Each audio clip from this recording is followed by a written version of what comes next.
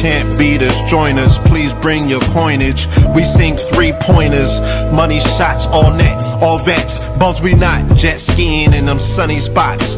With women edible like gummy drops. Dummy stop, dummy stop. No weapon form can intercept a storm. Once my intellect is on, I'm projecting on magnetic fields and interact with blacks with athletic bills. I'm all about growth and development like residents of Ebbets Fields. Not to choose between woo and chew. We wanna line them colors up like a Rubik's Cube and fade to black, yeah, the truest hue. When you say the black man is God, who you alluded to? The usual, Clarence 13X, a worthy guess. The words expressed come from the word in flesh. Elijah M, the NOI versus Leviathan. Messiah sent from the heavenly branches. 7 P's from since G-Dub cut down the cherry tree. In the wilderness of North Amex, and we flossing death and forced aggression, or forced perception, forced protection, or forced confessions. It's all a lesson. The sorcerers from Corsica, killer tonics, sticks and drums like the Philharmonic Orchestra. You niggas still playing harmonicas from officers, fabric softener. Jive turkeys popping 5 perkies, playing with keys, the Scotch storage type. For that soft right, we could've caught life, just being forthright. First class on my 4th flight, popping out like Fortnite. Every night we lit like Porsche lights. The meek shall inherit the earth, oh yeah, they're scorched type. And these niggas, they some hoes in these streets. Me, I'm 10 toes in these streets. They lost their souls, niggas got holes in their feet. Shit, I'm just worried about the craft and how to perfect it. Not worried about the craft, yeah, that's out of perspectives. Focus on the chip like I'm Robert Kraft, and then how to protect it. It's the waves of the oceans. Get to the money, nigga, save your emotion. Descended of the slaves in the graves in the oceans. Mastermind that the waves is in motions. These niggas, they addicted to the folly, addicted to that molly. Making me a movie, them sticks made of holly. I'm Dr. Manhattan, sitting on top of Manhattan. When I get all 5 rings, snap my fingers and pop up on satin. Dressed in all black, yeah, drop top the Phantom. Blast.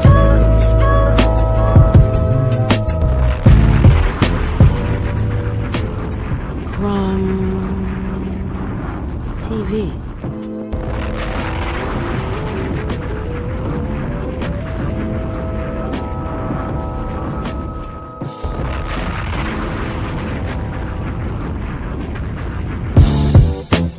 Can't beat us, join us, please bring your coinage. We sink 3-pointers, money shots, all net, all vets. Bumps we not, jet skiing in them sunny spots.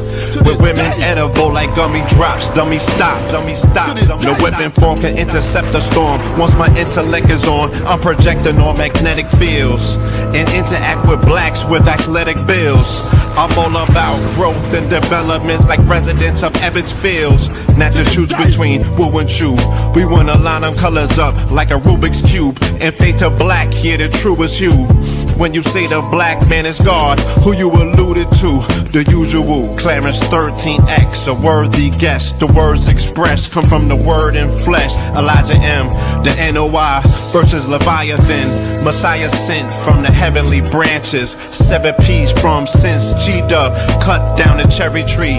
In the wilderness of North Amex, and we flossing death and forced aggression, or forced perception, forced protection, or forced confessions. It's all a lesson. The sorcerers from Corsica, killer tonics, sticks and drums like the Philharmonic Orchestra. You niggas still playing harmonicas from officers, fabric softener. Jive turkeys popping 5 perkies, playing with keys, the Scotch storage type.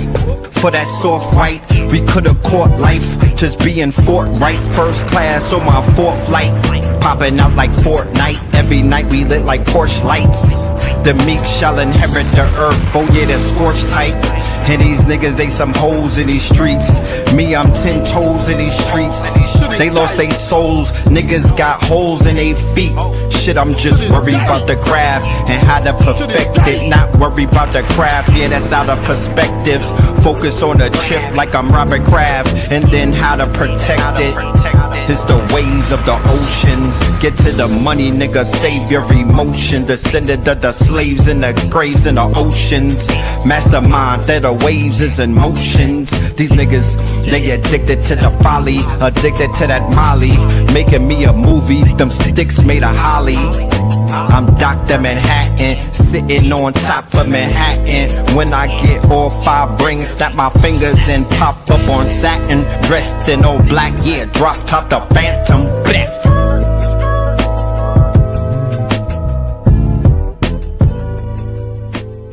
Crumb TV. Peace to the family, peace to you and yours. Peace to the family, peace to you and yours. Welcome, welcome, welcome to another episode of Melanin Mondays. You are now rocking with the best. Yes, this is your host for the evening, Brother Red Pillar. And that song that you heard on the intro, that is Theta Waves featuring the Twin Pillar, ladies and gentlemen. Yes, indeed. Yes, indeed. All right. Salute to everybody pulling up in the building. Shout out to everybody pulling up in the building.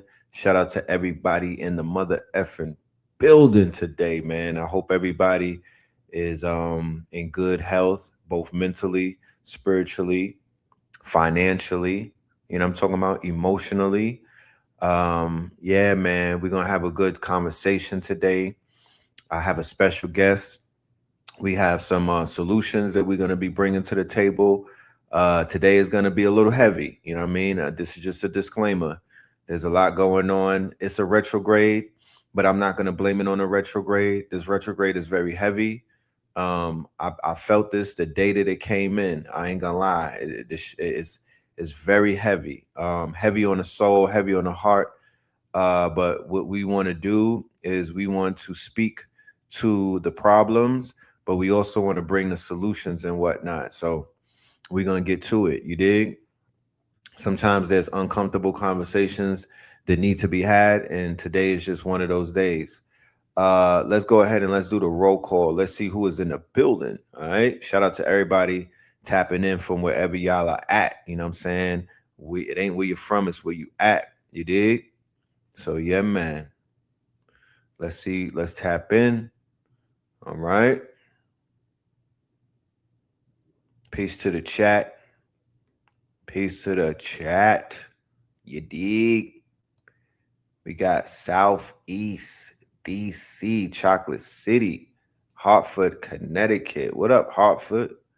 Philadelphia in the building. Y'all take care of my boy Jalen Brown. You dig? Take care of young Jalen. He gonna. I know he gonna turn up out there. Dallas in the building. Shout out to Dallas. Shout out to San Jose in the building. Shout out to Nashville and Seattle and all of that. Duval. Yes, yes. Y'all getting ready for that Duval weekend coming up, right? The Gas House. We got Detroit, Orlando. We got Detroit again. All right. North Las Vegas, East Flatbush, Colorado, DC proper, Chicago, BK all day, Greenville, South side of Houston, Ireland. All right now, Gulfport, Mississippi, Hawaii up in this thing, Tuscaloosa up in this thing, DMV, Cashville, Miami, Florida, San Diego, all right, Alexandria. Shout out to everybody. You know what I'm talking about? Shout out to everybody. Yo, look out. IT in the building. We got IT in the building. Henderson, Nevada. Shout out to Henderson. Okay. Yes, yes, yes. We got Huntington Beach, California. Huntington Beach, California. VA. They say VA is for lovers. Shout out to Virginia. You dig? Boston Sixers. Yo, shout out to Boston. I was kind of mad at Boston because, Boston is Boston. But shout out to Boston. You know what I'm saying? Y'all got some good people out there. You know, it's just Boston be doing Boston shit. You know what I'm saying? Boston Richie. You know what I mean? It's nothing new, right? But Boston, Boston has good memories in my mind. Every time we went out there, It was a movie. Minnesota in the building, Phoenix in the building, tough London in the building, Memphis up in this thing. Shout out to the Memphis family. Smell me? Yeah, so let's get right to it. Yeah. So yesterday, and maybe the day before, right? Around the 5th of July,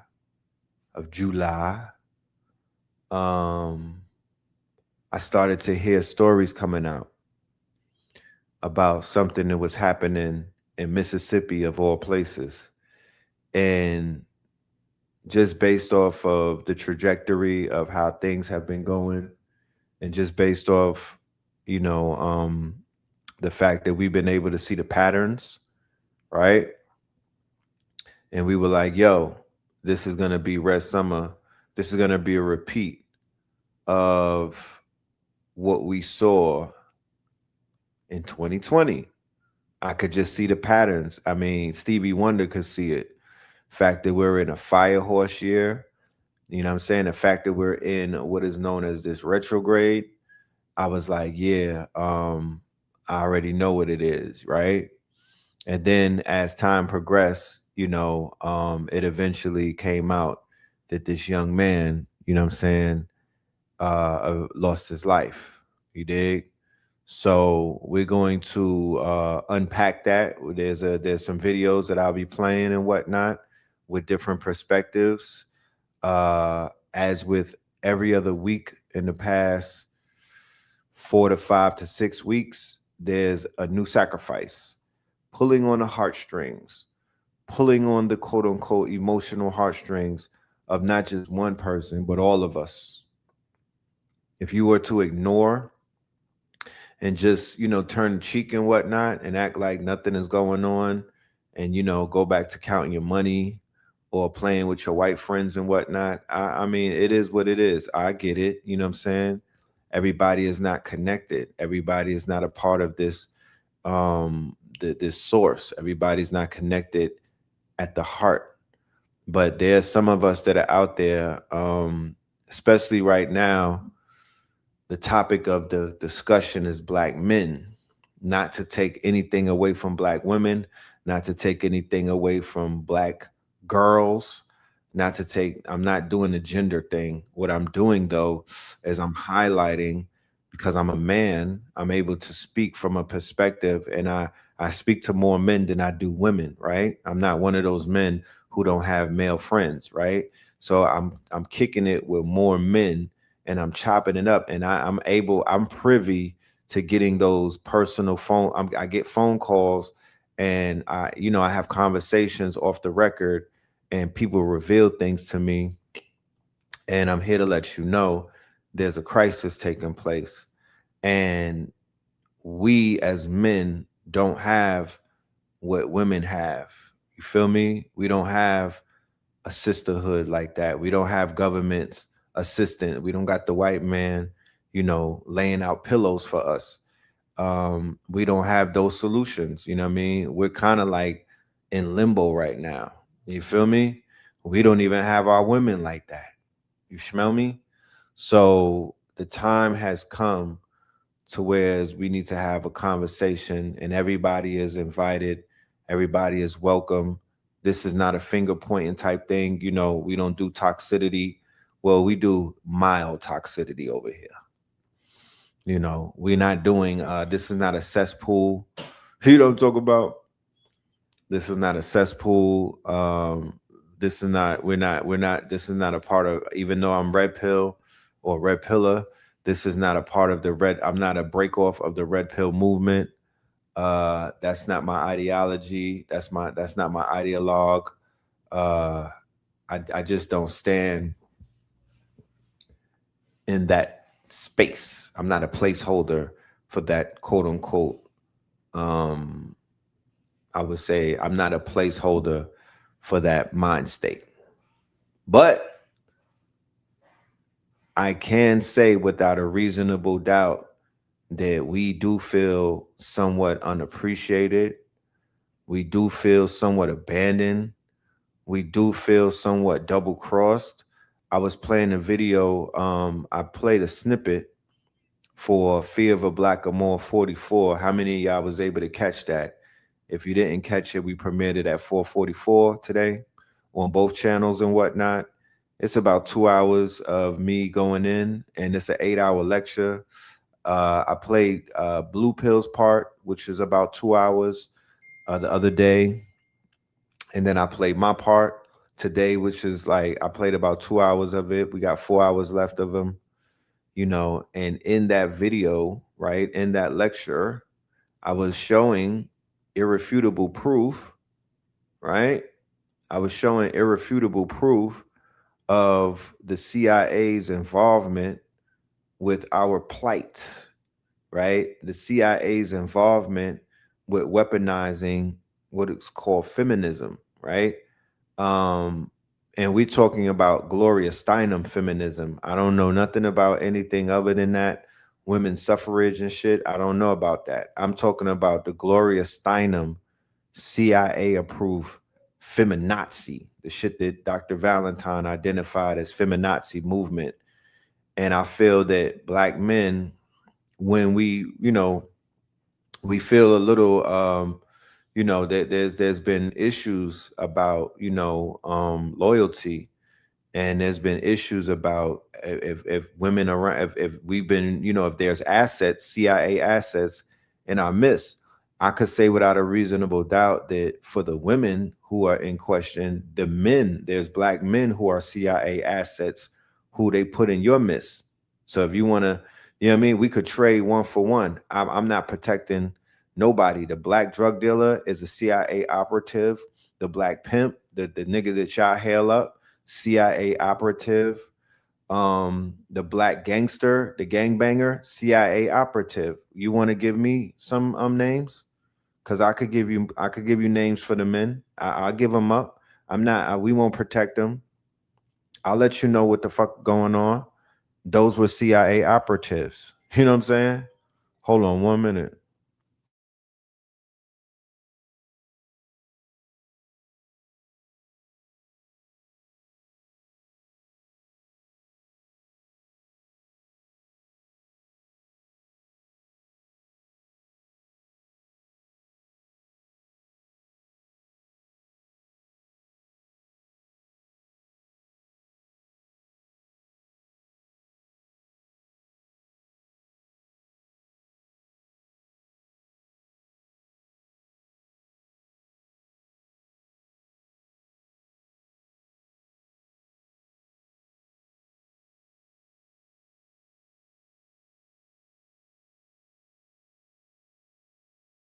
I don't want to be facetious and whatnot. And I don't want to make this thing a tit for tat thing. I don't want to make it a gender based thing. I just want to bring the responsibilities back. You know what I mean? Black men, we are responsible for cleaning up this mess. Black men, we are responsible for identifying the enemies in our community. Black men, we are responsible for protecting these babies. Black men, we are responsible for not just calling shit out. We're going to have to step, because there's a war going on outside. No man is safe. These women are hurting right now. I could imagine what the hearts of mothers feel like when after the, you know what I mean? I could just imagine what the hearts of these mothers raising these boys, the mothers that's raising these girls are feeling like. I can't even, I'm not privy to living inside of the mind of a mother right now, a black mother in particular, a black mother, right? A mother, but a black mother in particular. I don't have the right to speak on how they feel. But if I know, I'm just using my logical sense that I know that they feeling it right now, because there's a feeling in the air. On my timeline, I don't know about everybody's timeline. My timeline is full of grief right now. You feel me? There's a lot of shit going on. It's a red summer. You know what I'm saying? It is a red summer. Not only is there danger being posed upon our babies, our boys and whatnot, we had a whole series for What the F Wednesdays the conspiracy to destroy black children, not black boys, black children. So it's like we would, we can't look toward black men can't look towards our women and be like, we need a strong woman and that's gonna fix it. That's not what it is.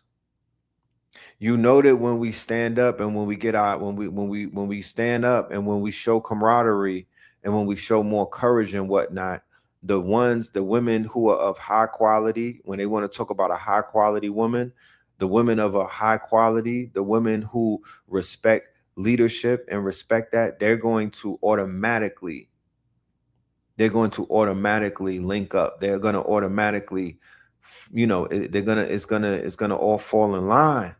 But with the dysfunction taking place and the fact that we're not healing at the rate that we should be healing and whatnot, it is somewhat of a quote unquote quagmire right now. I don't have time to finger point. I don't have time to deflect. I don't have time to project. I don't have time to, you did it, they did it. I'm not doing none of that. Let these niggas that's still hurting and these unhealed niggas talk about all of that. I'm not doing that. I'm trying to heal, But what I need to do and what I need to know is that black men are getting together and healing. Some of us need to cry. Some of us need to scream.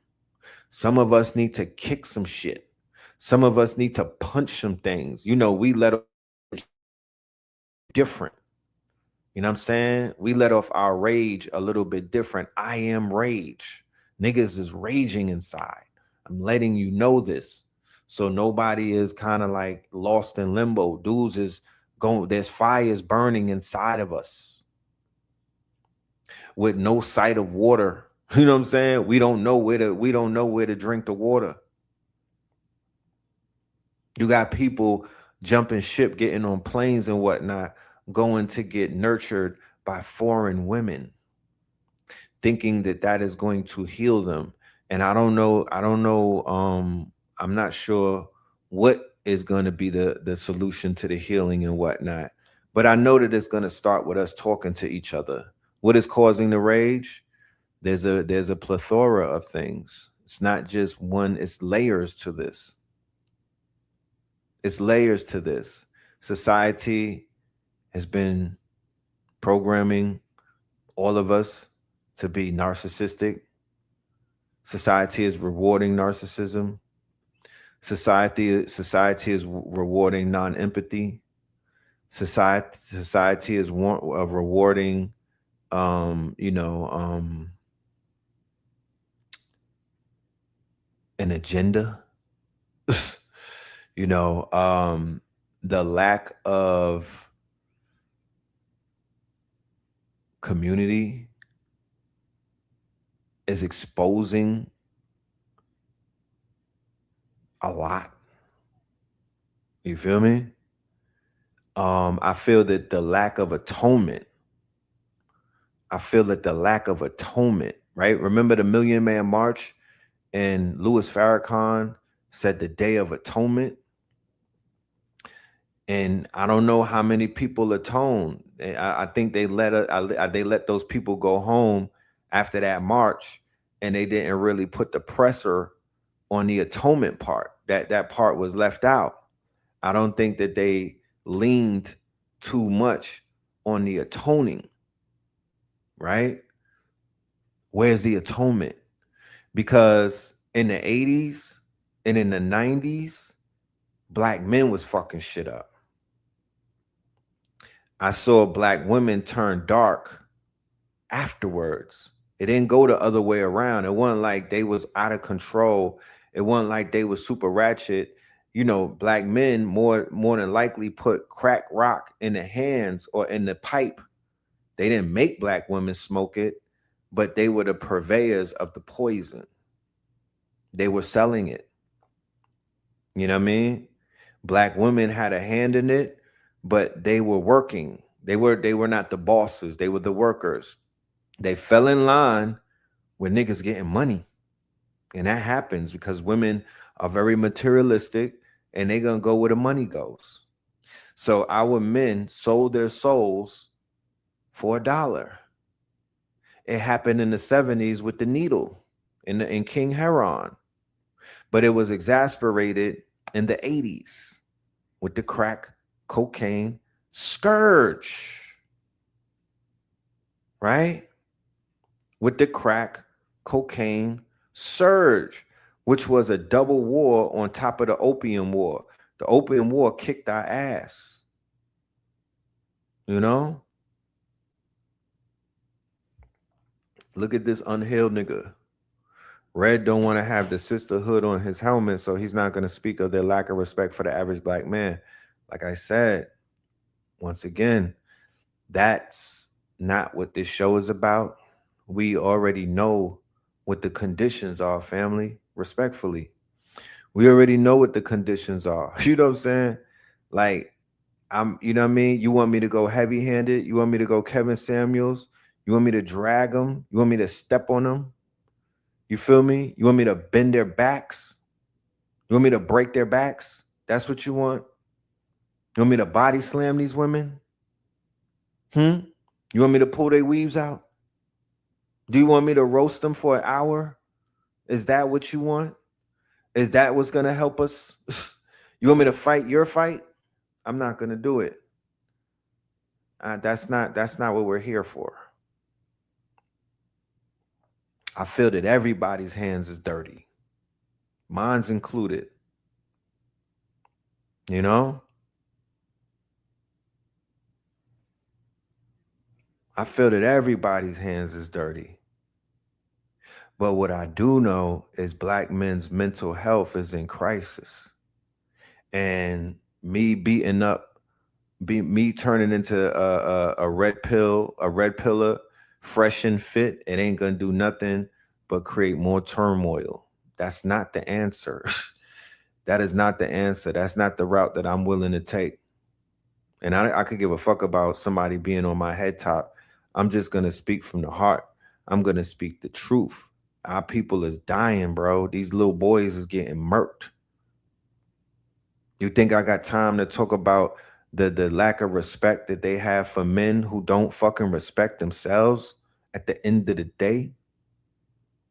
Men that's going through their third childhood, men that's not building shit, men that keep going to fucking jail, men that won't pull their pants up, men that don't know how to necessarily address a woman, men that lead with their dick. I'm not doing it, bro. We need to take accountability. We need to atone. I'm old enough, I'm wise enough to see where it broke at. I don't know I don't know how many years you've been in the game, but I saw the breakage. And like I said, we covered some of the programs in the 60s because that's kind of when they started turning up on us. And they turned the faucet on in the 70s.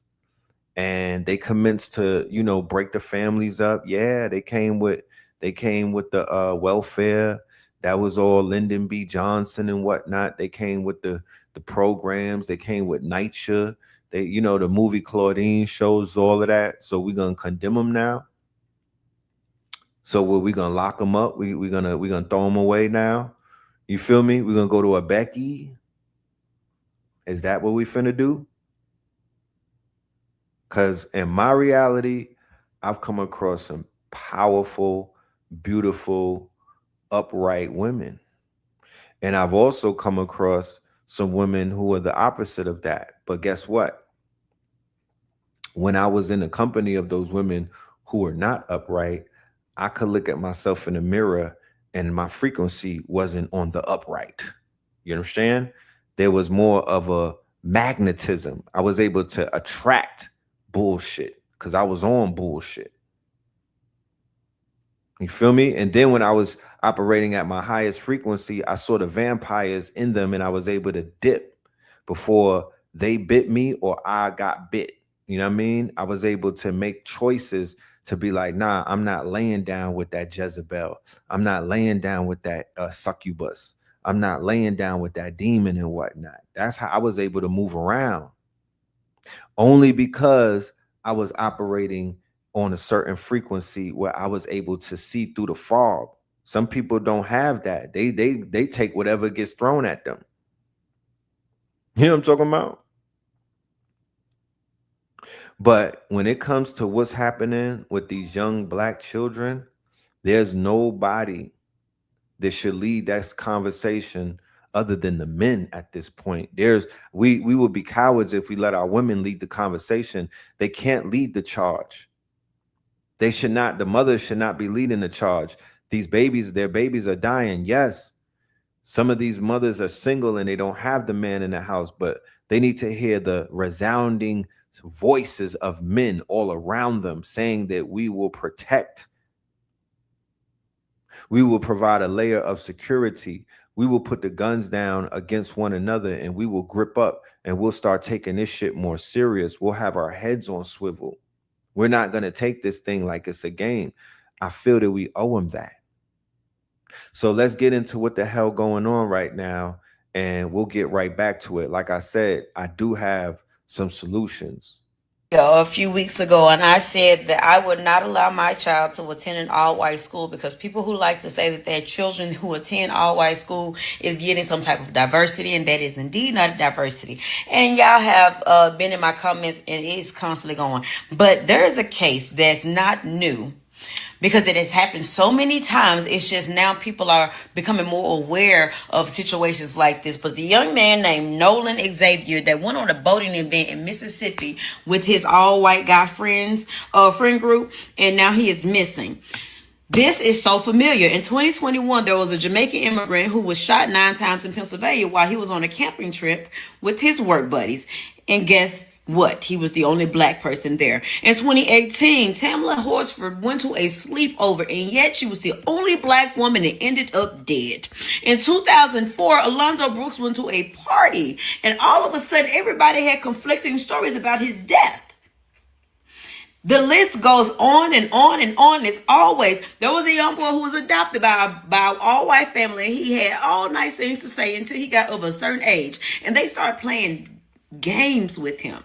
And he started to record because he said that his body just automatically went into terror mode before things started to happen. They started to play games with him. I talked about my experience when I was at Paul Mitchell, when one of my, homegirls at the time decided that she was going to bring me with her along to go pick up a book from her home, but gave me the warning, hey, but you can't get out because my dad don't like black people. Instances like this is not new, especially in the South, when black bodies go missing all the fucking time, hanging from trees. But y'all like to coddle so close to this whiteness that I don't understand when shit like this has happened for years. People have been saying this for years.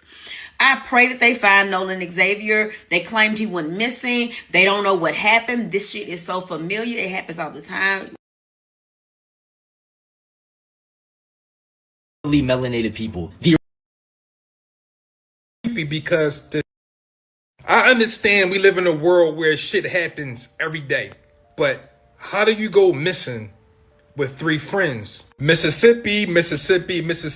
Didn't a black baby just get killed out there by a white cop? But this story is creepy because the 3 friends don't know where he at. Well, they just found his body today. He was missing since July 4th, but the story headlines will be this: 3 white men, 1 black man. 3 white men made it back. 1 black man didn't make it. I'm not a cop, I'm not a detective, but stories seem kind of crazy. They were supposed to be going on a trip to Horn Island in Mississippi. I heard so many jokes that said black people can't swim. Did he drown, or did his friends do something to him? I kept reading the report and they said the man went without a cell phone.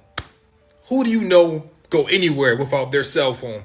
People drive, they text on their phone, they talk on their phone. When they working, they be on their phone. Shit, some people can't sleep because they be up all night on their phone. So who the hell goes to a private island without their phone? I don't know, but it's another sad story. I hope they ain't do nothing to him. But this story is going to be pretty hectic because Mississippi already have bad energy towards black people. But I just want to say rest in peace to know it well, and I hope these young boys didn't do nothing to them. Xavier Wells situation reminds me of with this picture. This specific picture. You know what this reminds me of? If you guys don't remember a few years ago when this happened? And for those who don't know, deep dive like a motherfucker. You should deep dive like a bitch. This is the Real Housewives of one of these hoes, or all of them did it. This black woman was found deceased in the backyard of this house after a wife sleepover girls' night. Yeah. It's almost as if the shit keeps happening. You get what I'm saying? Now, reverse the roles. Let it be 3 black dudes and 1 white kid. Do you know what they would say on the internet, the news, the media? You know what the president of the United States would say? In both these situations. I'm gonna be that guy in the room. Make sure you go with at least 3 of yours. You get what I'm saying? At least 3. And make sure they're brawlers. You get what I'm saying? This shit, it's not funny. It's just like, Without the full head count of my friends.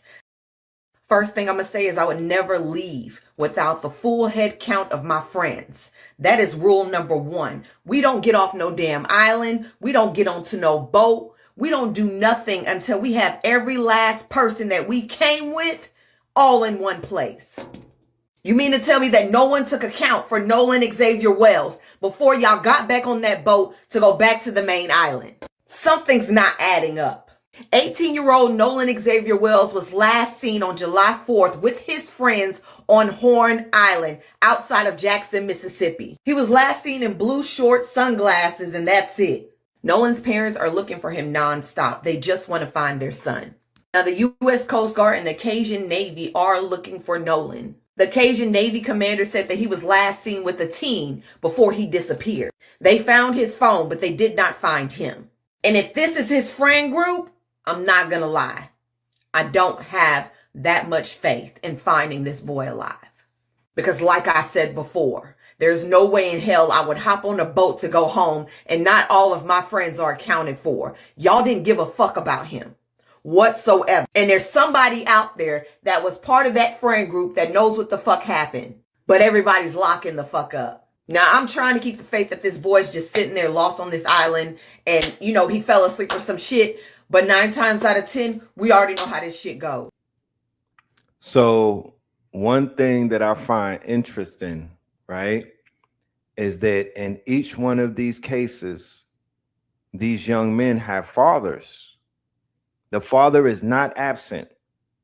When it comes to Cyrus, right, his father is there. His father's in his life. Okay? Each one of these young men, right? You have Cohen. His father was there, right? The young boy in Mississippi, the 1-year-old, we played the video where he has his father in his life. When you come to Nolan, Nolan's father was in his life, black men. So this is not a case of the black man not being there. This is a case that we as fathers who have black boys and black daughters, right? We have to have a off the record, off the grid circle. And we need to talk about these things because the justice that we seek is not probably going to be the same justice that the mother seeks, right? The type of justice that we seek is not going to be the same type of justice that the all-forgiving mother seeks. I'm going to show you that this is not an isolated incident. Every single case of a black child being found hanging needs to be revisited. Where the fuck is Perry Mason at? Every single case that they was like, oh, keep it moving, nothing to see here. We need to go back and see what the hell we need to see. Y'all got AI. Now you bring the AI lawyer or something. We need new autopsies and we need to re-examine what the hell been happening because it feels like this been going on for so long. Shout out to 363 Empire. Mom says Plano 8th grader was victim of racist bullying, forced to drink urine. Okay. This is KERA News. I'm Bill Ziebel. The mother of a 13-year-old black student in Plano ISD's Haggard Middle School says he was assaulted, abused, and called racial slurs by classmates. Summer Smith says her 8th grader was at a sleepover party when he was forced to drink a cup of urine. A video circulated on social media. She found out the boys were football players who'd been bullying and harassing her son for more than a year. She contacted the school and was told the party occurred outside of school hours, so they couldn't do much. She disagrees. The videos have been shared with pretty much the entire school. Why is that not a school issue? We're passing around the videos during school hours. How is that not a school issue? The boys are on the football team. How is that not a school issue? Smith's attorney, Kim T. Cole, wants the incident investigated as a hate crime. The student was called a racial epithet, the N-word, numerous times. She says she's heard from many parents with similar stories. They were subjected to all kinds of torture and abuse from other teammates at the school. Plano ISD is aware of this, and yet they have done nothing. To cast it into the wind? Not today. Not today. Not today, sister. Absolutely not today. Not today. And we will not stand for it. That's why we're here. Plano ISD says the district does not tolerate or condone harassing behavior. Both the district and Plano police are investigating the incident. I'm Bill Ziebel in Plano. You some breaking news because this is important and I really need to get this information out there. It is time sensitive, so it's imperative that you guys share in case we can find any and all information about this teenager, okay? A Jackson County, Mississippi 18-year-old teenager by the name of Nolan Xavier Wells has been missing since the 4th of July weekend after a trip to Horn Island in Mississippi with his friends. Now, authorities are speculating that at some point after Nolan went to go meet with a girl during the time he was on Horn Island was the time frame where he went missing. At some point he got separated from his cell phone and was hanging out with this female on Horn Island, and his friends presumed that he received a ride back from someone else from the island, but that never happened, and things started to take a turn for the worse once his mother realized that shortly after 3 p.m. he had not been returning phone calls, text messages, and hadn't been seen or heard from since he had gone on this boat. Now, Nolan was last seen with these blue shorts on, swimming trunks, and some sunglasses. Now, here's where things get a little bit wicked because his cell phone was left behind, but authorities were able to return his cell phone to his parents without Nolan. And that is the confusion, seeing as though some information was not given to them accurately while they were vacationing off Mississippi's Gulf Coast. It's also important to note that there are currently active searching right now for him, but initially his family, his mother was given the wrong description of what he was wearing from authorities. Then later it was provided the updated information based upon a picture. So they had lied. The family had lied. Nolan's friend's family had lied about what he was last seen wearing when he was last seen with them. Okay, as you can see, Christine Wansley posted on Facebook to please be on the lookout for Nolan. Last seen on the west tip north side of Horn Island today around 3 p.m. wearing blue shorts and sunglasses. It's unclear if he made it back on land. Please message me if you have seen him or heard any information about his whereabouts at or after 4 p.m.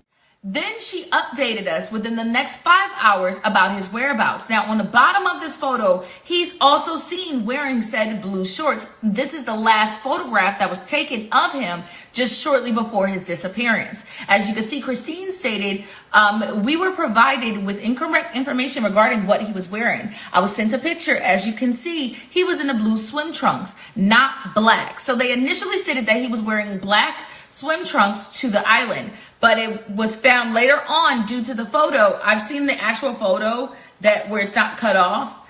He's wearing the blue swim trunks in this photo, and this was the last photo that he was seen in shortly before his disappearance. And as of this morning, no more information or updates have been provided. Nolan is still missing, and his family is genuinely concerned about his whereabouts and want him home safe and unharmed. Now, as of right now, when you hear this story, our immediate response or thought process is to go to the worst possible place, but my heart and prayers is going out to this family, which is why we immediately here at Divine News Network had to jump on this story and see if we can utilize our platform to ensure that this information gets far and wide. Guys, we need this boy's return home to his parents. 18 years old. Imagine your child has only seen 18 years of life, has just started adulthood, and is at the precipice of becoming an adult, a grown adult, getting out there to see what the world is really like, and doesn't make it back home from vacation. I can only imagine what the family is thinking and going through right now, which is why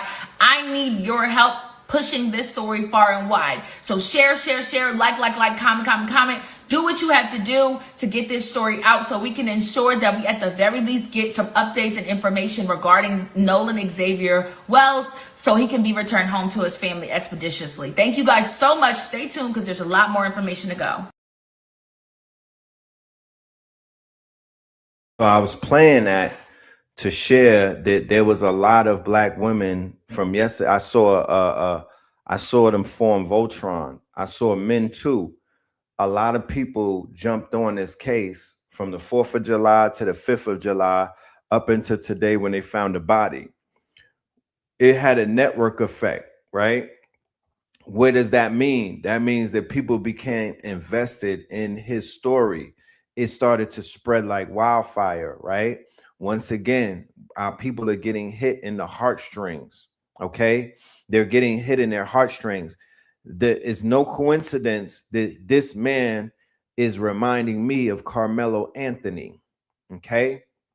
And it is no coincidence that he was sacrificed on 4th of July, which happened to be the 250th anniversary of the USA.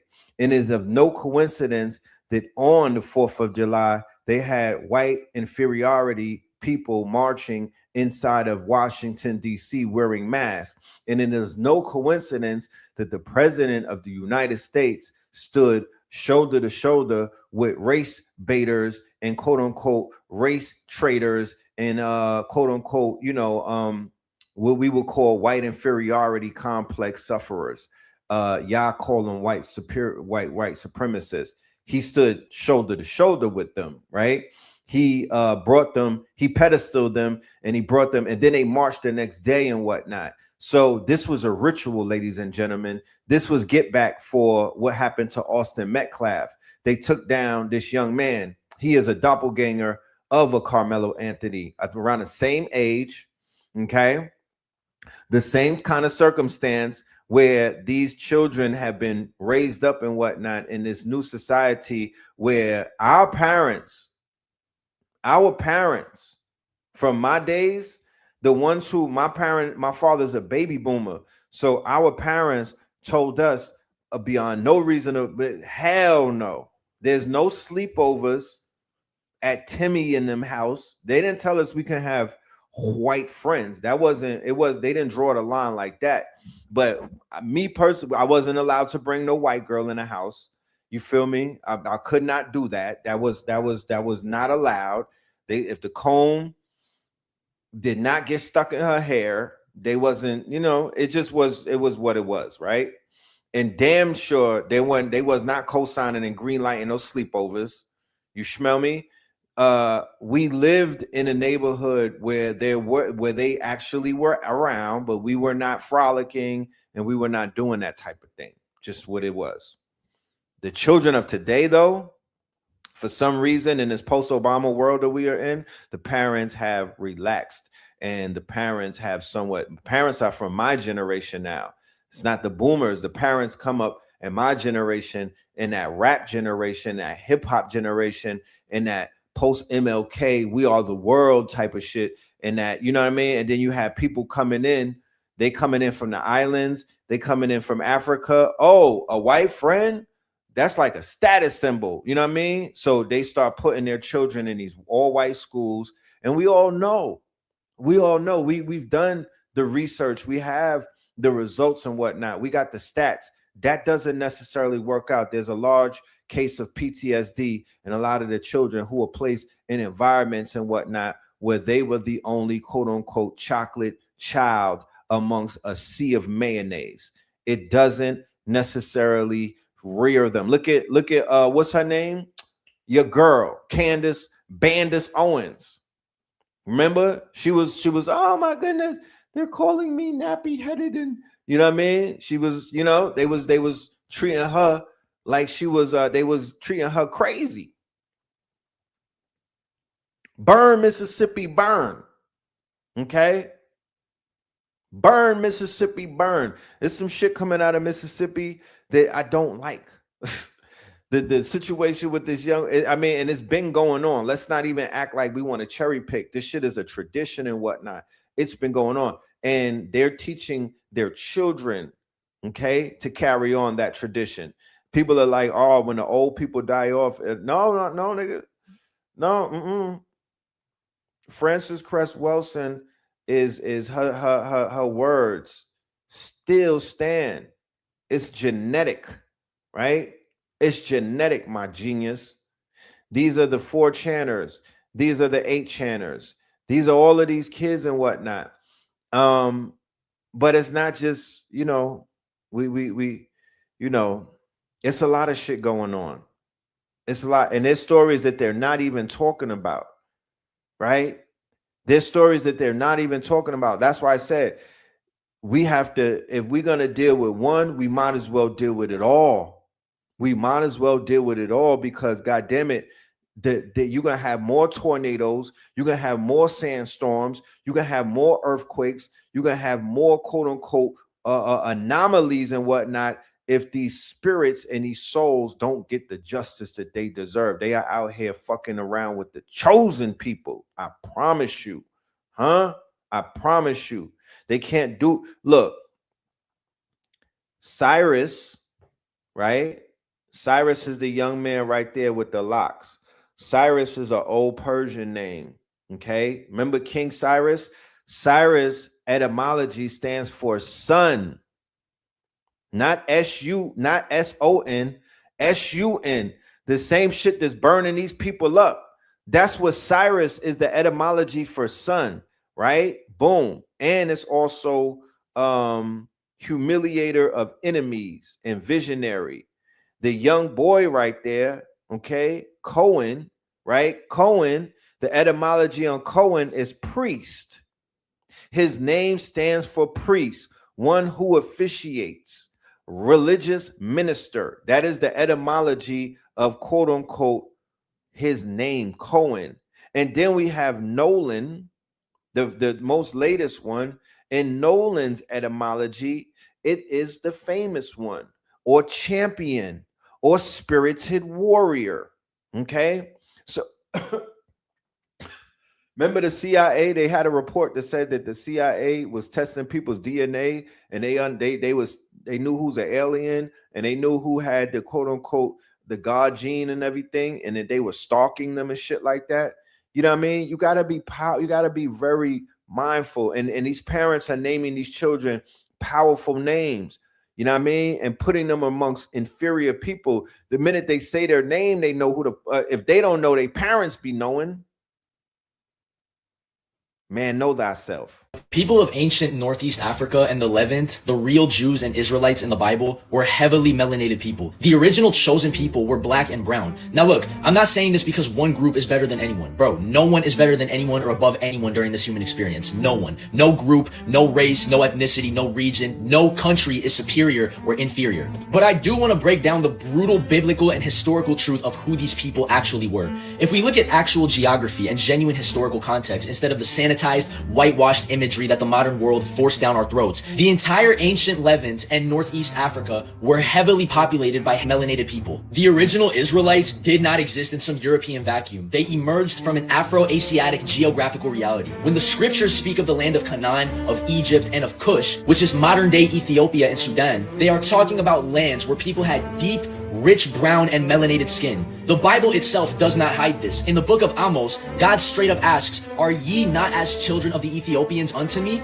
O children of Israel?" The text itself constantly draws these direct physical, geographical, and spiritual parallels because they looked alike and shared the same root. Look at Numbers chapter 12. Moses explicitly married a Cushite woman, a black woman from Ethiopia. Look at the lineage of the Queen of Sheba and King Solomon. Their union birthed the Solomonic dynasty in Ethiopia, which protected and safeguarded the Ark of the Covenant in Aksum for centuries. The Ethiopian Orthodox Tewahedo Church holds some of the oldest, most uninterrupted biblical canons on the face of the earth, preserving sacred texts like the Book of Enoch that the Western world tried to delete, censor, and bury from the public. But the history goes even wider. It wasn't just Ethiopia. The entire ancient biblical landscape was filled with diverse, highly melanated ethnicities across the region, from the Nile Valley to the ancient Levant. The modern world has committed a massive historical and psychological injustice by stripping these ancient people of their true identity, erasing their melanin, and rewriting them to look like the people who conquered them. The real trauma here is how the global system has systematically hidden this truth to keep people of African and melanated descent feeling disconnected from their divine heritage. For centuries, colonial powers used a distorted, rewritten version of the scriptures to justify slavery, psychological subjugation, and systemic inequality. They forced a white savior complex onto generations of people, causing deep, generational spiritual hurt. I think the hypocrisy is absolutely disgusting. The world will gladly marvel at the ancient history, the massive architectural wonders, and the spiritual depth of these lands, but they completely deny the true identity of the descendants who built them. They want the culture, they want the holy sites, but they want to erase the skin color of the people who actually lived it. No, they want to erase the holy sites as well, because as soon as they get you looking the other way, once they rock you to sleep and make your ass feel like you was just a slave, they destroy your holy sites. They desecrate your holy sites, right? They desecrate them because they have to cover them up. So like Dr. Francis Cress Welsing said, and many others, we all can't get along. You want to talk about the 250th anniversary? It's 250 years of lies. It's 250 years of a program. It's 250 years of a spell, my genius, because on July the 4th, I didn't see nobody standing up and telling the truth. I didn't see nobody standing up with a fucking flag wrapped around them, giving the truth up. That's the only thing that you can do to break the bond. That's the only thing that you could do to break the chains. You got to tell the truth. You cannot, you can't hide from the truth. You can't fall back and make this shit go away. You either gonna stand on the truth or you're gonna die on your fucking knees. Cause that's where we at with it right now. That's what the ancestors are saying. You gotta be willing to stand on something because they stood on something and they looking at you like, fuck you standing on. Loss as a 20-year-old Tyron Johnson, a 20-year-old boy was killed, man was killed because we know exactly how the government is going to look at him as if he's a man. 20 years old does mean that he's an adult, but a life that hasn't really seen very much of life just yet was taken by two National Guardsmen in Memphis, Tennessee, just before 4 a.m. this morning. Let's get a little deeper into this.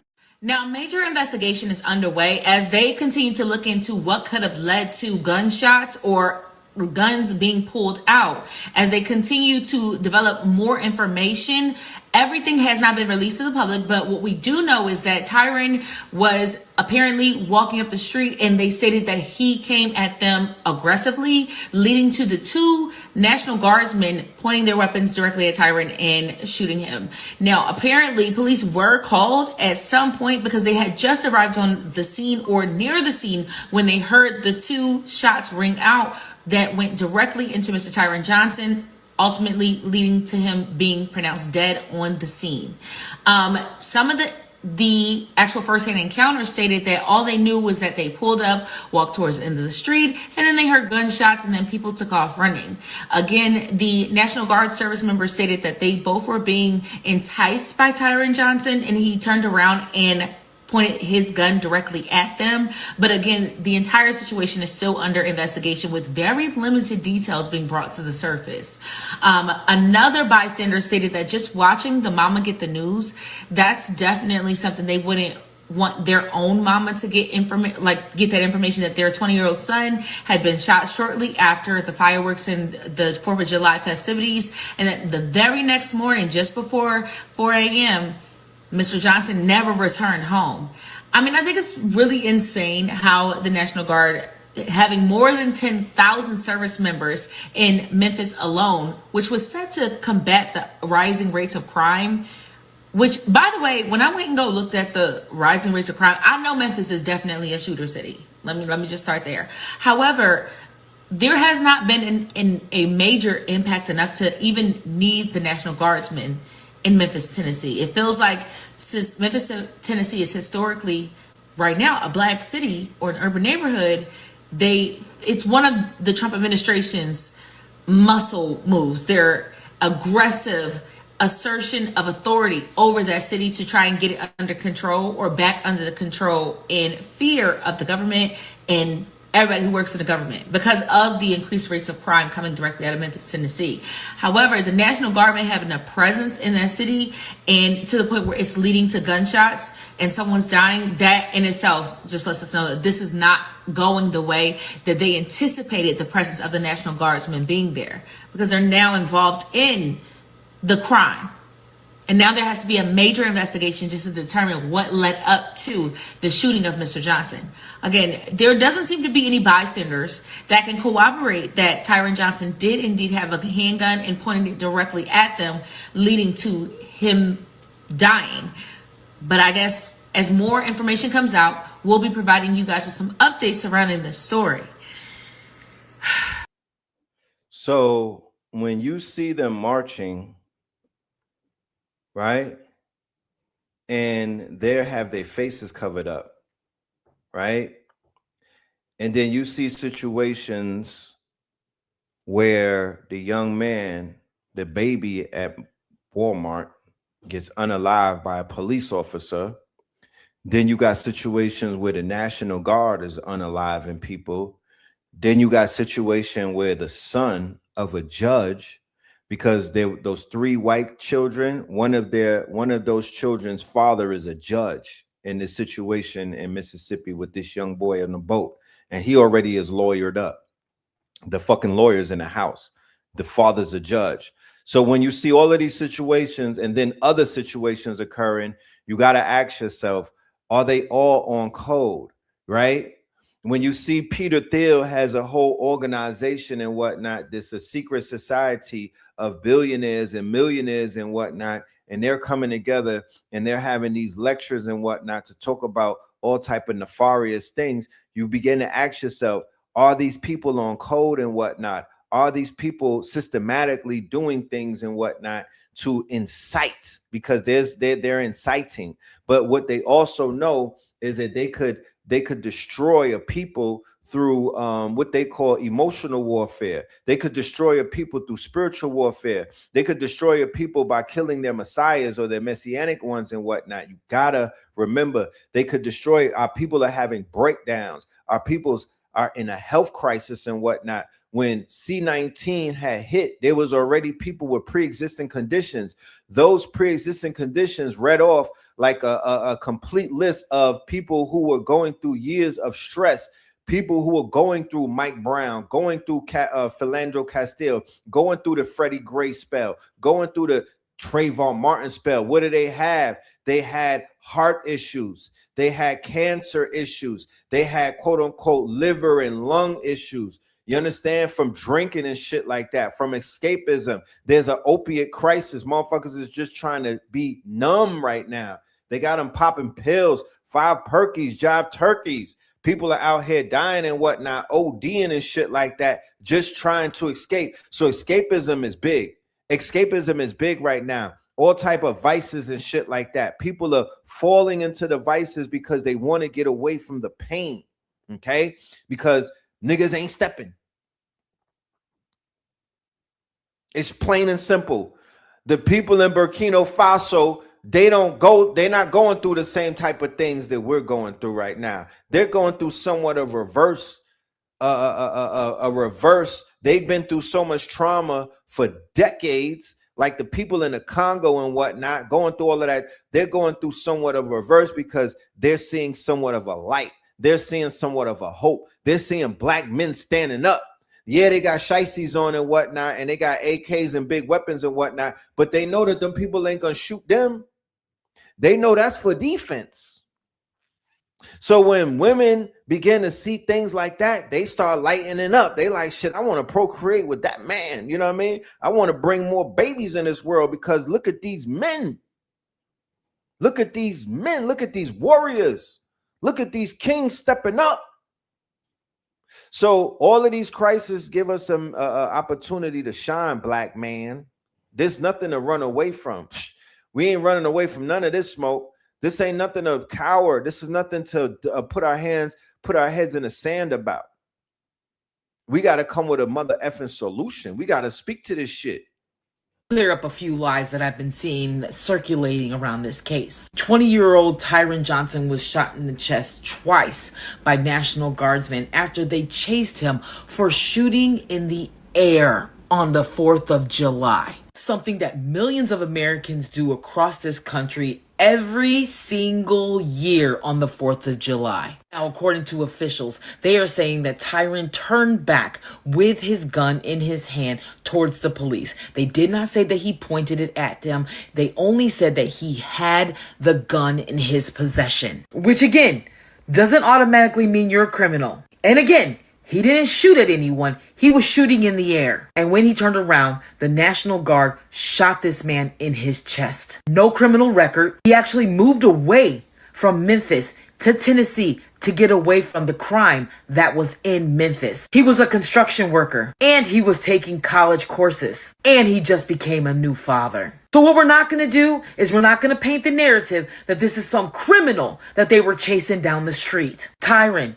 was a good person and his family says that he was on the right track and they begged him not to come to Memphis to celebrate the 4th of July. Even though this child left Memphis to escape violence, the violence found him.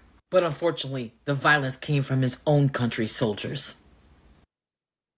So now they have National Guard patrolling the streets of Memphis. Interesting, right? And what they're going to do is they're going to utilize the dysfunction and the violence, right, that is perpetuating itself inside of these hoods or these killing fields where they're being encouraged by Pooh Shiesty, right? While they're being encouraged by the Pooh Shiesties of the world, the big 30s of the world, right? The Yo Gottis of the world, right? The black youngsters of the world. You feel me? They're gonna use they're gonna use that to do what? To justify shooting these babies down like dogs. Okay. Remember, they have a gripe against these children and whatnot, but the children are fighting back. A group of motherfucking teens jumped on a goddamn police officer. Let me say it again. Y'all see this shit? Y'all ain't ready.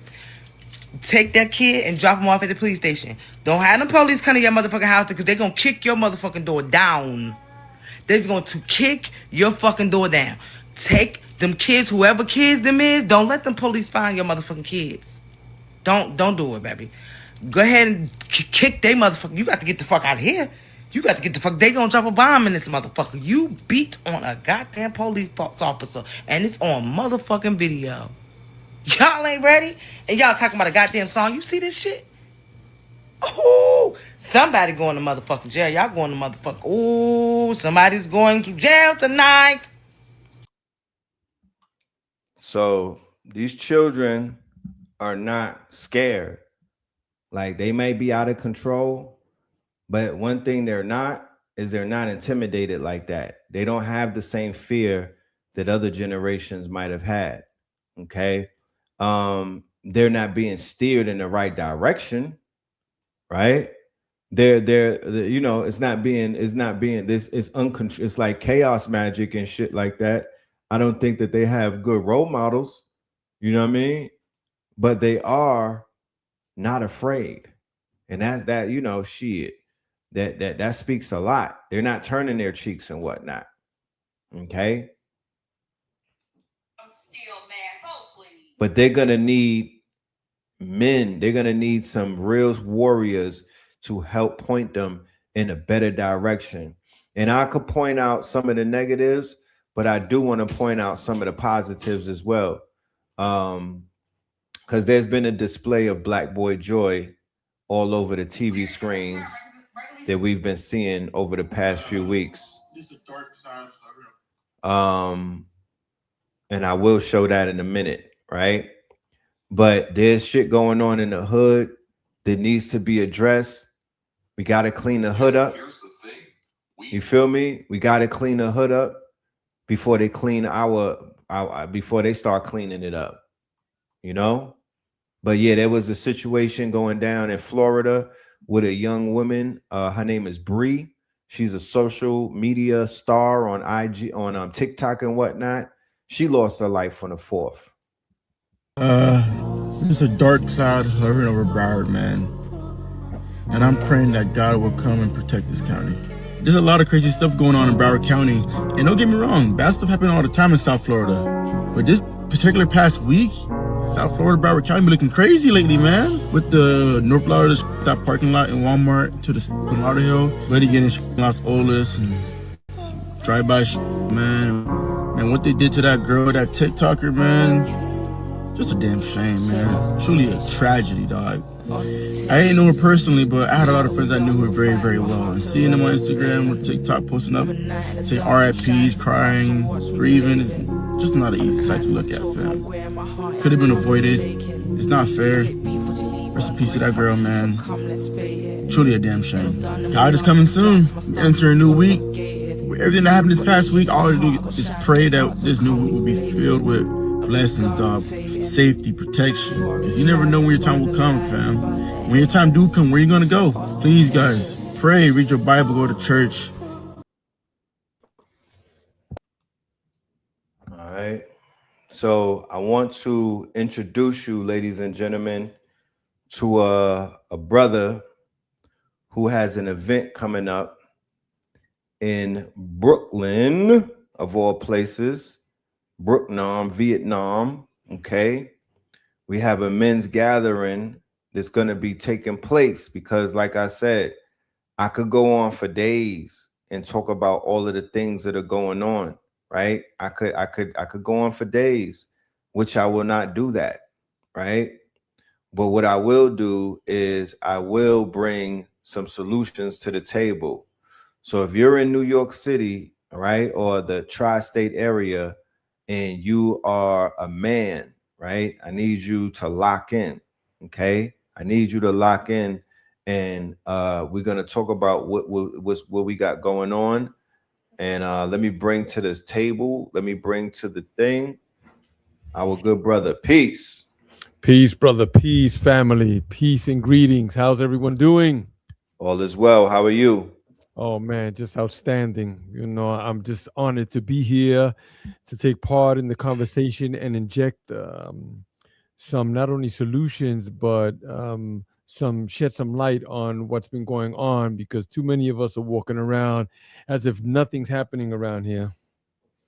Right. Indeed. I mean, that statement that you just said, so many people are walking around as if nothing is happening. Can we unpack that? Right? Can we unpack how Black men absorb trauma and they absorb depression and they don't necessarily let their feelings out on their sleeves and whatnot, and they kind of like walk around with a mask on, no pun intended, and they keep this smile on their face, or they try to act like they got everything under control, but deep down inside they're falling apart. Can we speak as to why do men do this? Let me begin with saying that, you know, as Black men, or men of color, because that's really what we are, you know, we're not weak. No man is weak. What we are exhausted, and we're under pressure, and we're over pressured, and we're expected to do things without showing any emotions. This is where the problem comes in. So this silent crisis that we have is where men are walking around with this grief inside and nowhere to let it out. There's pressure, there's money pressures, relationships, racism, loneliness, all sorts of things that are coming up, and we have no outlet to let it out we're told to suck it up, to man up and hold it inside and be strong. Right. But the fact is, brother, that um, men are more likely to suicide, 4 times more than women are. And these statistics are just through the roof. Since the early 2000s, men of color have ended their lives, and it has increased 144%, bro. Right. We say One we of say Mhm. melanated over here. We don't use men of color. We look at that as a colorable term. We don't really identify as that. We do say melanated men. No, you know what I Thank mean? you. Thank you. Thank you. And I Yes. appreciate that because I do want to use the proper terminology, because the fact is that if me and you were in ancient Kemet right now, we would have to use different words in order for people to understand us. So Right. here we are in this circle here. We are men, melanated men. We have that inside of us in our DNA that comes with all sorts of baggage. So Right. currently inside of our societies now, melanated men are walking around with all of these pressures with nothing else to do with it but to bottle it up. What Right. do? We turn to liquor. We turn to pornography, and we also turn to promiscuous behavior, Right. carrying on multiple relationships and things of that nature. But I will tell you this. These are one of the things that we're providing here, and I hope that many others are attempting to do this, is create a safe space for men to speak up and say these things out. We need to let them out. Just speaking them alone brings us back our power. You see?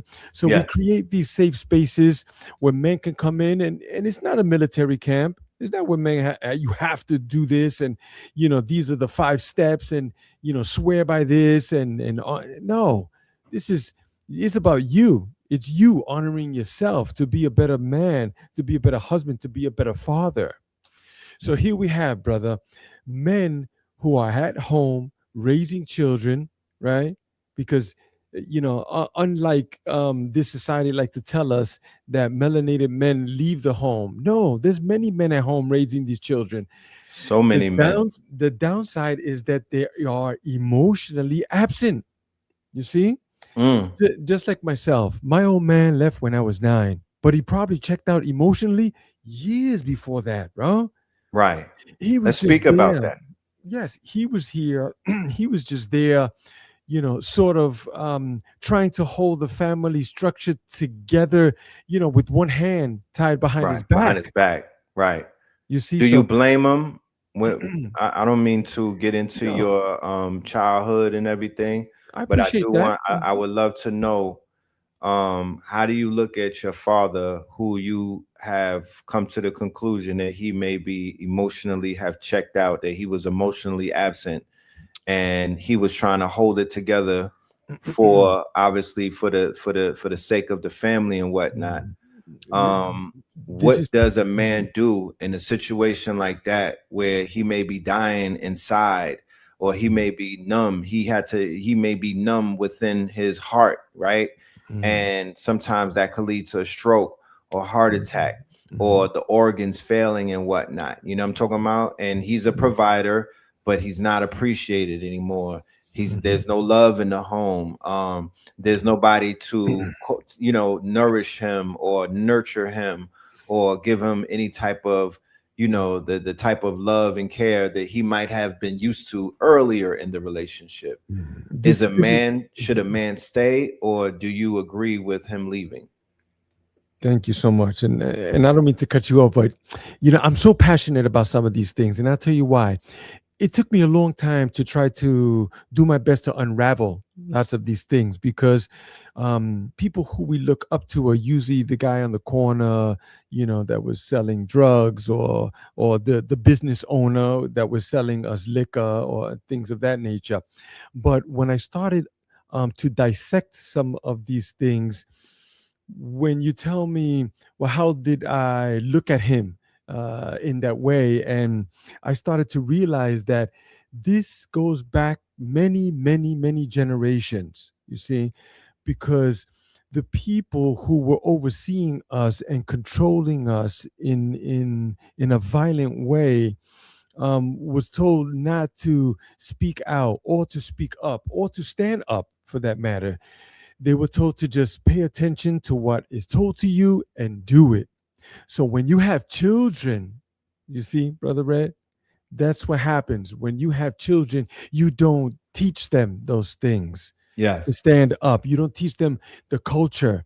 You don't teach them anything about the true religion or the creator or any of the things out of safety. What you do is you start to teach them things that the people who are in charge has taught you for safety reasons, because if you didn't, you would see your kin strung up in the middle of the village, not somewhere in the back, no, where everyone can see, you see. So once you start realizing that, you start to forgive them and have compassion for someone that is human just like you. They're not God. We see them as God. In fact, as you're being raised, they let you know, hey, if you keep acting like that, I'll take you out because I'm the one who brought you here, right? So it kind of Right. solidifies that fact. But as you start to see, that's not the case. They're just human, just like us. And when we're coming up to, we start to absorb all of the pain that they have too. They start to just, inadvertently give us that energy that we're carrying around and that tension, right? Right. So this is what I normally tell brothers. When I ask them, when was the last time that you went out with a group of men and hunted an animal for meat and brought it back to the village, cut it up and handed out and ate it with the village? No hands go up. You see, because this society has taken that away from us. So here we are with this vented up energy, right? Where do we release it? They tell us to bottle it up. Because once we start speaking up and leading, we're chauvinistic, we're sexist, we think, Well, I could interject. go right ahead. Men do go out and fish together. They're fishing. There are groups of men that I see fishing all of the time. Mm-hmm. I'm in the South. They do hunt out here. That's Mm-hmm. Are you're on the East Coast, correct? Correct. Right. So in the South, the brothers are out here hunting feral pigs. They go and shoot. You know what I'm saying? One of my best stress relievers is going to the gun range. It feels so good. You know what I mean? Just letting off the weaponry. Bows and arrows, throwing axes and whatnot. So there is some camaraderie that I've seen a little more out here than I would say in like New York and New Jersey and whatnot, only because of the Exactly. environment. We can't go out and shoot. You feel me? And we can't Right. go fishing in the Hudson River, even though they used to do it when I was a child. But yeah, Exactly. There's some of those things that do go on, but I'm here from the East Coast. I am tri-state, yes. Brooklyn, Bronx, Queens, Manhattan, Staten Island, and the surrounding areas. Here, there is very little game You ever to play go out handball? all the time, man. I'm from Okay. Brooklyn. Yeah, what's up? So Riverside Drive, right? In the 80s, Mhm, we used to live around there. And my dad, right, him and his partner Basea, they mhm, used to do the handball thing. mhm, And they would take us to the handball court, and there were a bunch of men, black men, Hispanic men, mhm, Russians, Jewish mhm, men, mhm, and Irish men.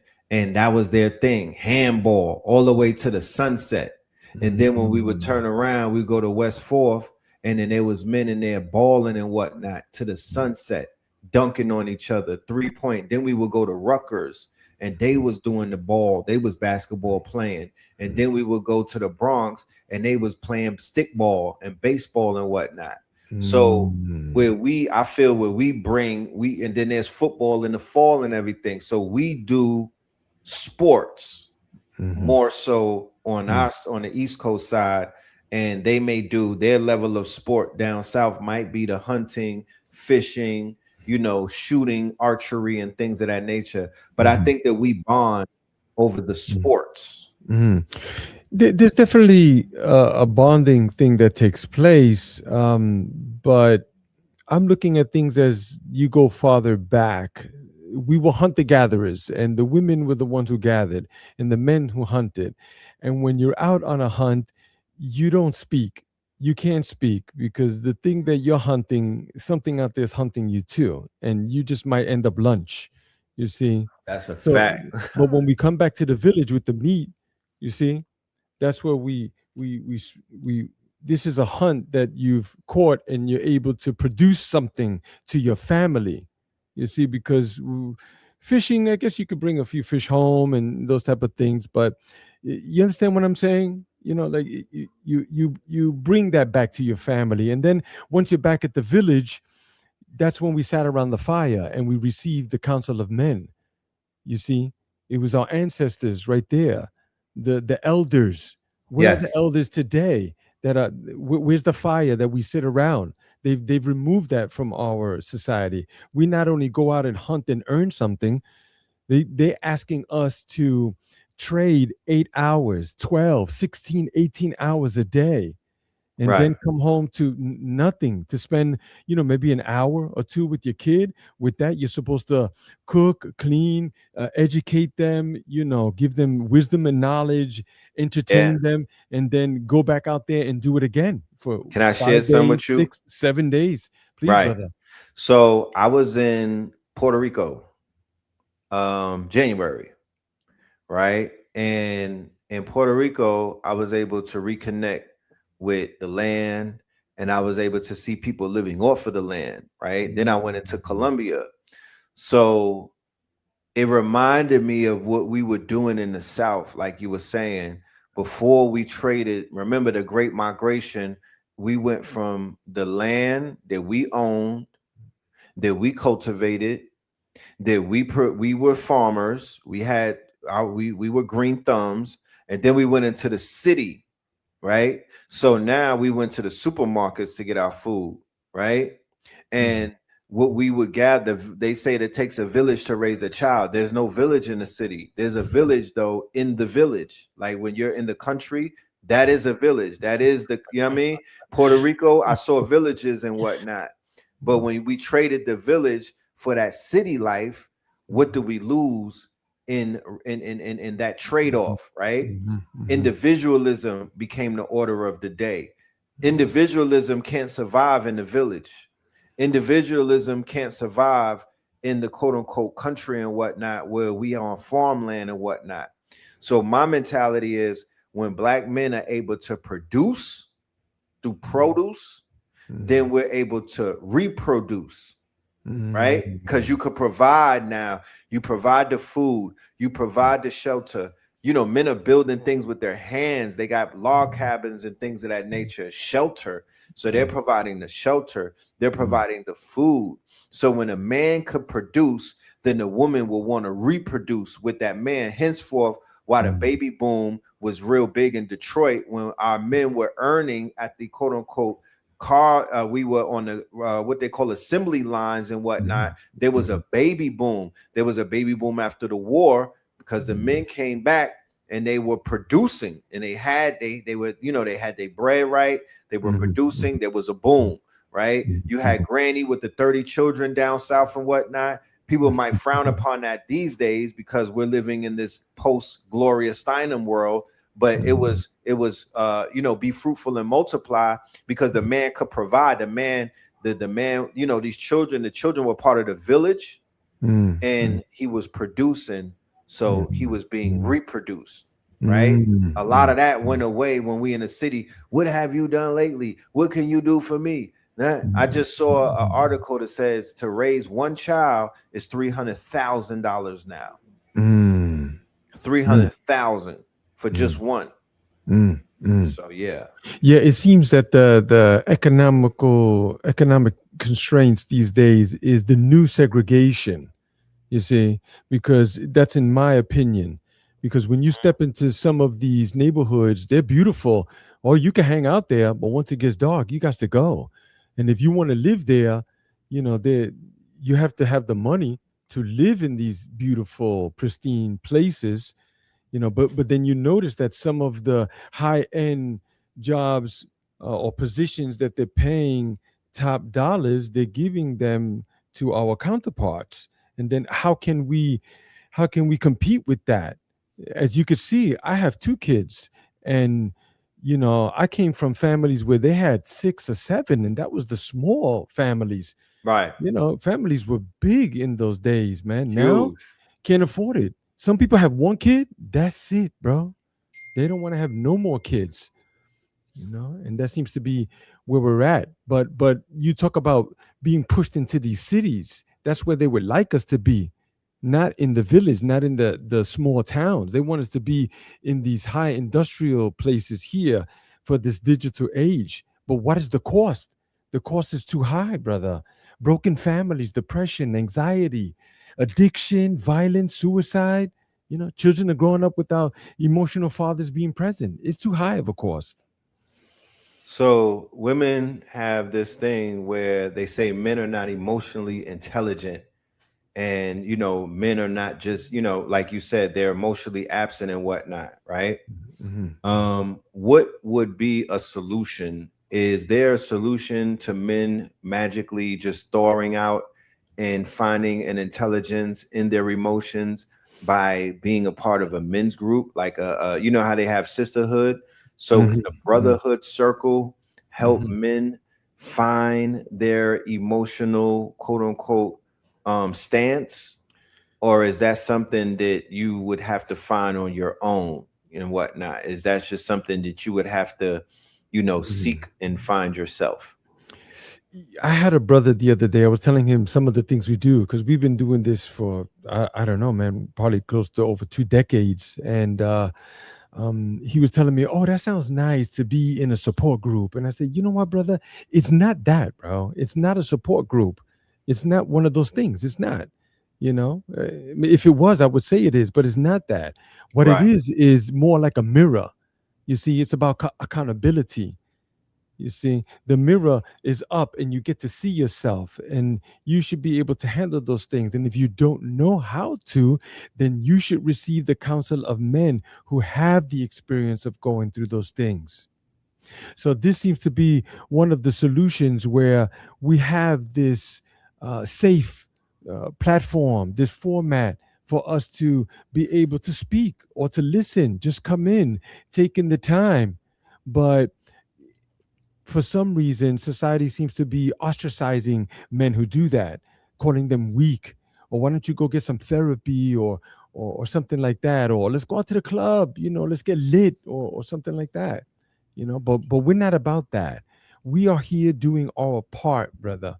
So who right, we are, brother, is we're the Omziel Healing Sanctuary. We're located in North Bergen, New Jersey. I'm from Brooklyn, but right, 20 minutes outside of Manhattan, we're in North Bergen, New Jersey.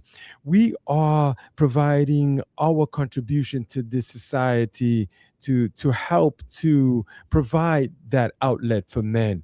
We're not saying we have all the solutions. There's many men's groups out there. I say let's all get together and try to strengthen one another, you know? right, And sometimes that doesn't happen in some of these groups. And unlike women, you come in and they work together right away. Oh, they're holding hands and they're dancing in a circle. But sometimes men, I'm not saying all of them, but sometimes men, take this stance like I got the right way, so you got to be with my way, because if you're not, then you're not on the right path. And I think they're way out and they're wrong in this area. right. So share with the family what they have to look forward to on July the 11th at Nicholas, Brooklyn. Like, what is the modus operandi? What is that gonna look like? Thank you so much. I appreciate you. And I see you put that beautiful flyer up there. Lots of things that AI, I don't always like it, but I mean, Yeah, this is the time that we're in, bro. So we are showing some images of the fire that's set there intentional because, you know, we're bringing the fire and we want men to bring theirs too. That way right, we can open up and we can share. And you ask me, what is it that they look forward to be experiencing? real conversation. There'll be keynote speakers, men who have some solutions, not all of them.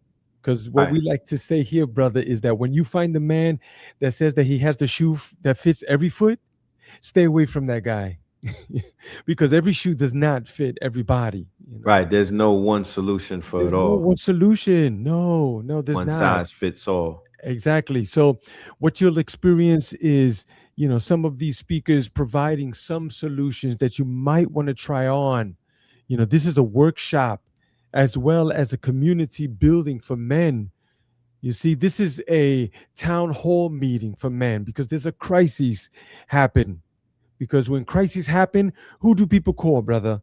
The men, Right. right? When they have a massive flood, tornado, earthquake, who do they call? The men. Yes, some women do get involved. We're not taking that from them, but it's the men who come in and help to solve some of these issues and build and rebuild also.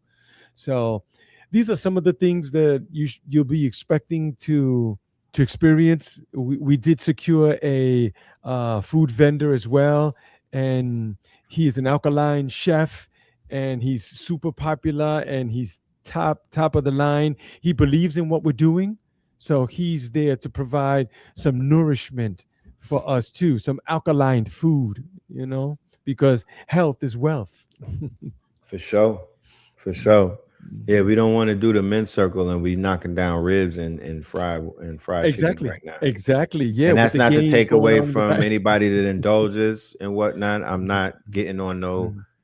I'm just saying that in situations such as a healing circle, everything should be reflective of the healing. You know what I mean? Everything should be in alignment with said goal and whatnot. And what we put in our mouths is a reflection of what it is that Mhm. we Mhm. our self-love at Mhm. certain points. Mhm. Our body, um our relationships, all of that.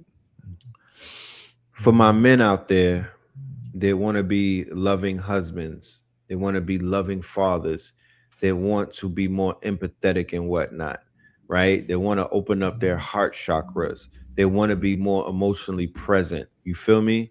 The ones they Mhm. want to not be numb, because some men don't even feel. It's not that they can't. It's just that it's not that they don't want to. It's just that they can't. They don't know where to draw it from. You feel me? Mhm. What Mhm. would Mhm. be your advice? Like, is there a regiment?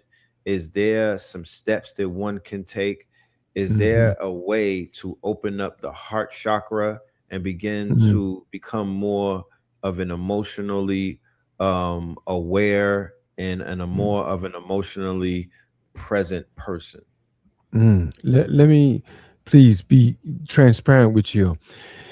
It's all in the mind. Everything starts in your mind. Everything that you're speaking about. So I have a partner too.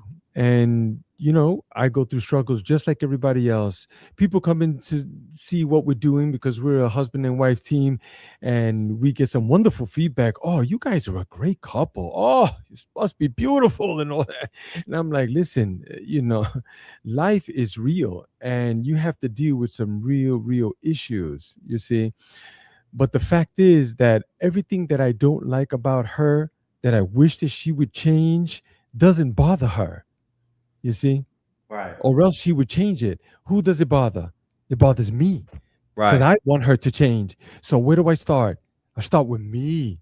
I have to start with myself, with my mindset. I have to get that right. Yes, there's some things that she does when you're with your partner. You're going to have to learn. You see, that's where you get the counsel of men. You get to learn from men who are experienced to accept some things and then change my behavior. You see, what if I don't like that she leaves dirty dishes in the sink? Then I wash them.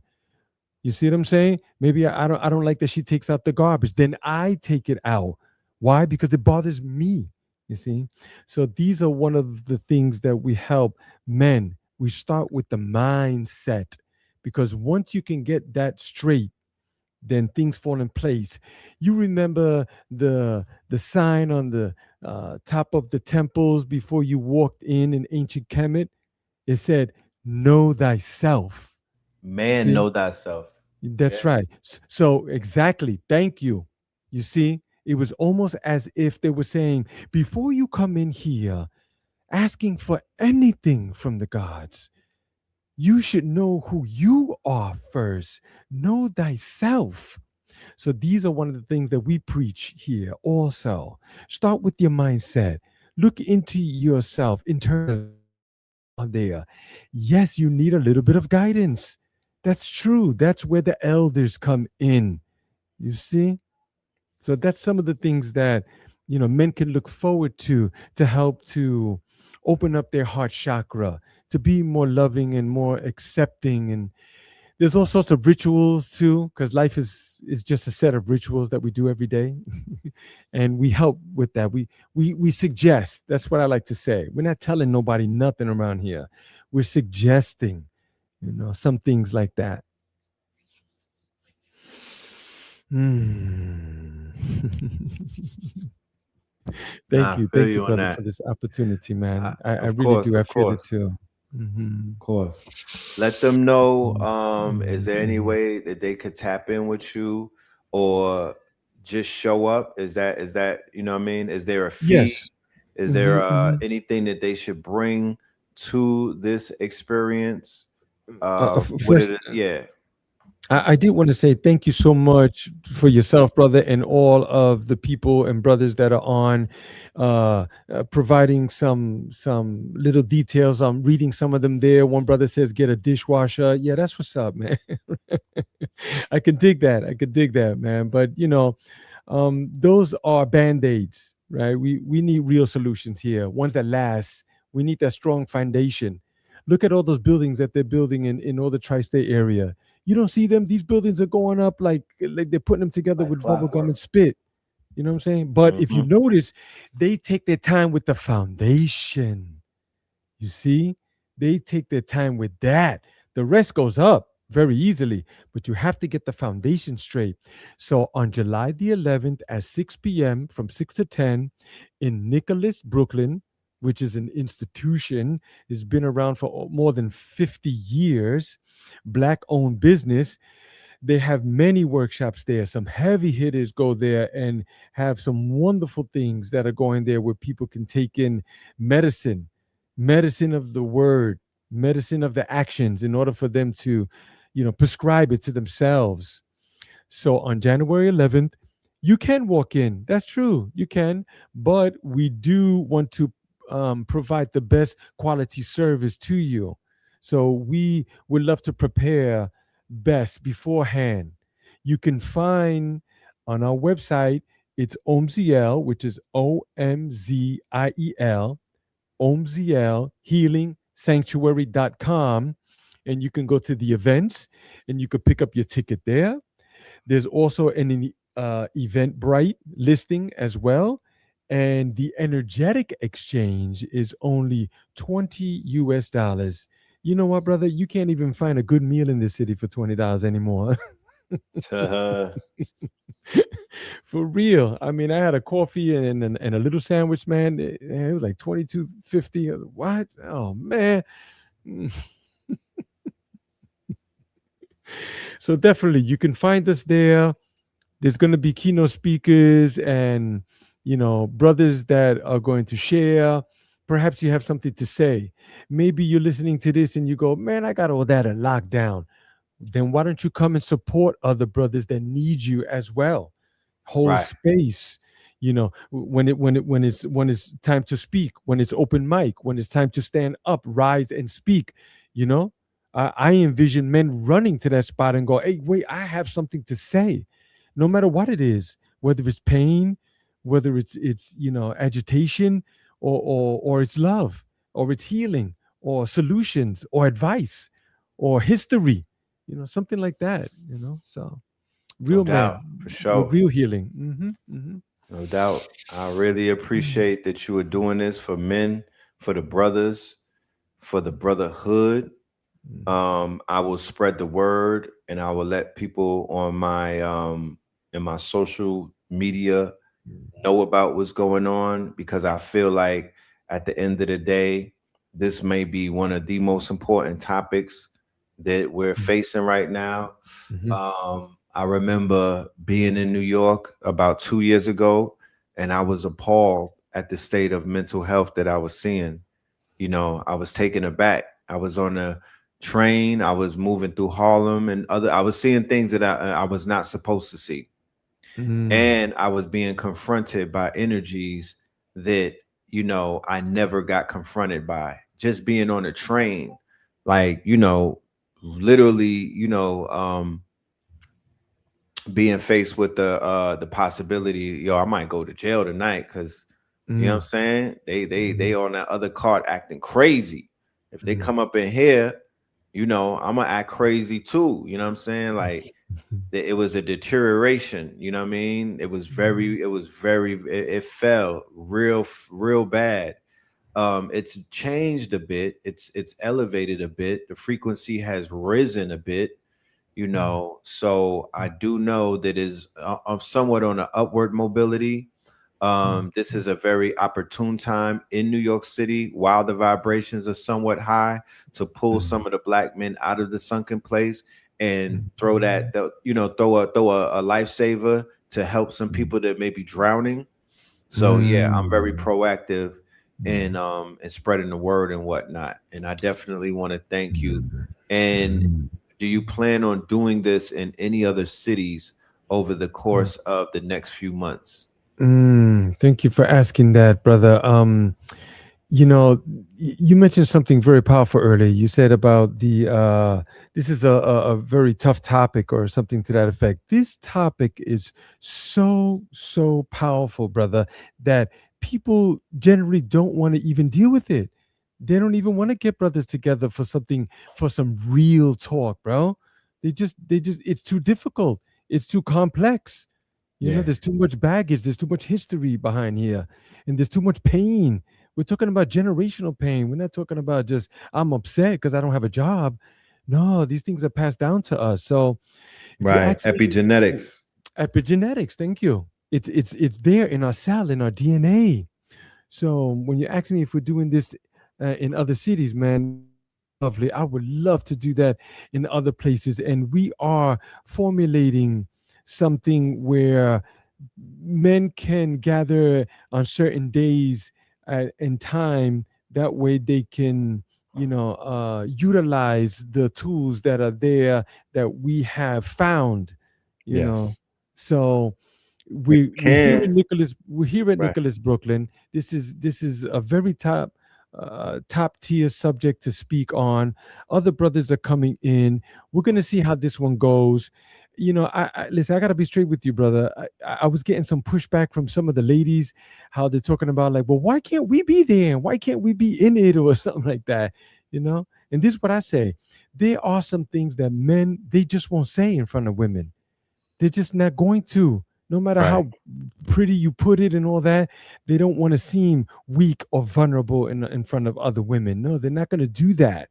You see, but I envision, brother, us having future gatherings and meetings with women where we could sit across from them and speak to them, where they could speak to us. Hey, this is what I'm looking for in a man, and why am I not seeing those things? Or I love what men do and this other thing, and then we can respond accordingly too, you know? Right. So Yeah, yeah. I promote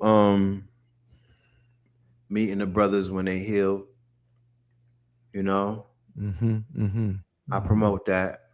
I Okay. promote. Can you leave your information? Because I know that there's some people in the audience who would love to reach out to you and Mhm. connect with you and offer you some of the venues that they have available.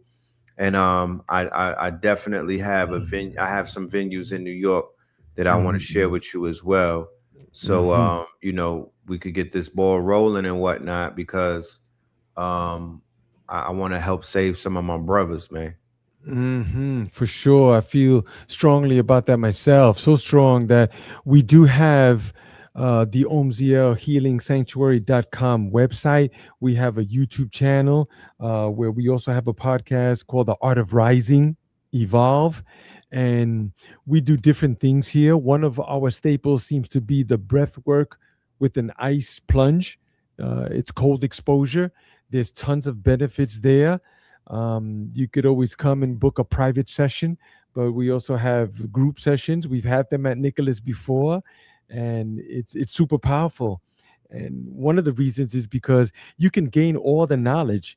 You could tattoo scriptures on your skin and all kinds of things, but if you don't put these things into practice, it doesn't mean anything.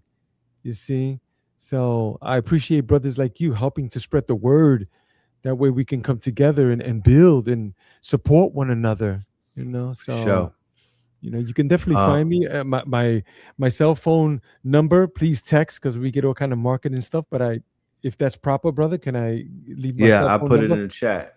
Perfectly. 347-465-4954. As you 465-4954. 347-465-4954. Got you. It's a New York number because I'm from Brooklyn. Got you, my brother. Yeah, for All sure, for right. sure. So I want to say Mhm. thank you for pulling up and thank you for doing what you're doing. We'll have a follow up. All right. We'll let the family Mhm. know how everything went. We definitely will follow up and give everybody some updates as to what's going on, what happened at Nicholas, and also what else is going to be happening over the course of this summer. I don't want this to be a one and done. You know what I mean? The potential here is very strong. And I'll also connect you with a brotherhood group out of Atlanta, brothers that get Mm, together every Tuesday and whatnot, and they've been mm, going strong. So we could all share resources, information, mhm, speakers, you know what I mean, and also have mhm, an outlet. Let's just say brothers from Atlanta coming to New York, they mhm, know that they have a circle that they could tap into, you know what I mm. mean, in case they need somewhere to learn or teach. For sure. We do short-term rentals here too at the Omzia Healing Sanctuary. So in the interim of events, we rent the space out for anyone who'd like to come through, but Dope. especially people who are on the same vibration that are willing to provide and help brothers. Oh, listen, we take care of you. We give, we So, give, we give you what that. at you don't mind me asking, at the healing center, Mhm. um, what is at the healing center? What do you have we available? we have two locations at this spot right here. We have one space that has we have a two-bedroom. That's really what it is. It's a large space. There's two restrooms. There's a kitchen. So that's where we have these very big events. Then we have a spot in the attic also, which is a one-bedroom. It comes with a kitchenette and things of that nature. So let's say somebody was coming in from Atlanta, which many have. I have one brother come from Savannah, Georgia. He come in and support the men's groups and the other events that we have, and he stays right here with us, man. So Dope, that's what we have. And then I live here too. I have my wife and my two children, man. My kids get dope. to see everything that I'm doing. You see, because they're like sponges. They're looking at every little single thing that I'm doing, the way I speak and walk, talk, everything. I have to live a righteous life. They're watching me, everything. You Now see, that's I'm important. I, I'm not That's binge yeah. They watching all they television. I'm not binge watching right, television or hanging out with the lady cannabis, all day. No, none of that, bro. No, no. I'm out there living it. I live this life. I'm not just talking about it. I live it. right. So I'm here, Very brother. I'm important. here. I'm All right, my present. brother. I want to say thank you. hmm All right, Thank you. and Thank you. Thank peace. you. Thank you and No peace, brother. doubt. Peace to everyone All out there. right, Peace. peace. Yes, indeed, y'all. You already, like I said, we're gonna bring the solutions to you. You feel me? We're gonna give you some insight as to what's going on out there. Let me light up this timeline real quick. This is Black Boy Joy that I was talking about. Check this out. Want to know my favorite thing about Lamine Yamal? And it has nothing to do with his play. That's the craziest part. It's his little brother. And let me tell you why. Lamine has it all. He's a teenager. He got the youth. He's 17, 18 years old, playing for the biggest club in the world, Barcelona, and now playing at the World Cup. And it's his face Spain is promoting. All Adidas is promoting. All the marketing is going towards. He's the star of Spain at 18 years old. Like I said, the kids love him. He's cool, he's hip, he dresses well, he has personality, he likes to dance. He's also a handsome kid, that always helps. And his play style is just beautiful to watch. He's a wizard with the ball on his feet. But that all pales in comparison to his little brother. I love their relationship. He said after a post-match interview, that's like his son to him. And you can see it in the way he nurtures him, carries him, is always looking for him, whether he's celebrating on the pitch with him or even in the crowd. But the reason I really love it is because I know Spain and Barcelona have never seen nothing like this. You're telling me this dark-skinned baby, this little baby, is running around moving like it's his stadium. He runs it. And he do, because they cannot dare even say a pimp to his little brother. They can't dare even risk annoying Lamine. So I just really get to love that his beautiful dark-skinned mother, his beautiful dark-skinned baby boy, get to walk around a continent, a country that doesn't really always embrace dark people like they own it. I know they're used to it now, but I know when it first happened, when Lamine first came in, before they knew Lamine was going to be the next Messi, I know they were like, yo, it was a mind fuck seeing this little baby just running around, this black ass baby running around. And I love it. I love it. Shout out to Lamine Yamal, shout out to Mommy Yamal, and shout out to Keen, man. You the best baby on the internet right now. I ain't gonna lie. You the biggest star of the World Cup. If y'all too scared to say it, I'm gonna say it every time. Why Talk Sports? Hello. Here's the thing. We are absolutely honor bound to protect this child at all costs. Now, I want you to tell me the exact way to pronounce his name. Is it Kane?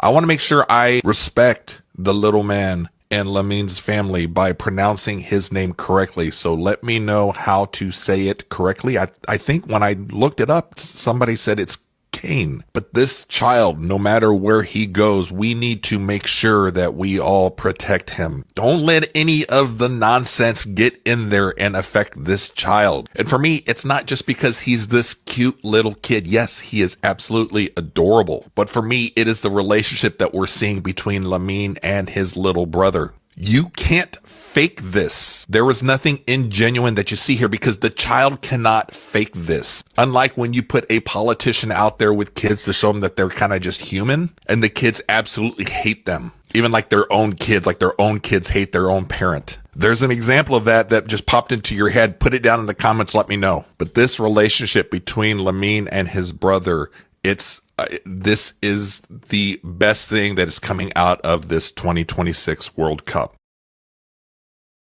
Yeah, man. The Moors is in Spain, man. The Negritos. The Moors in Spain. That's all I see. You know what I mean? I see the symbolism.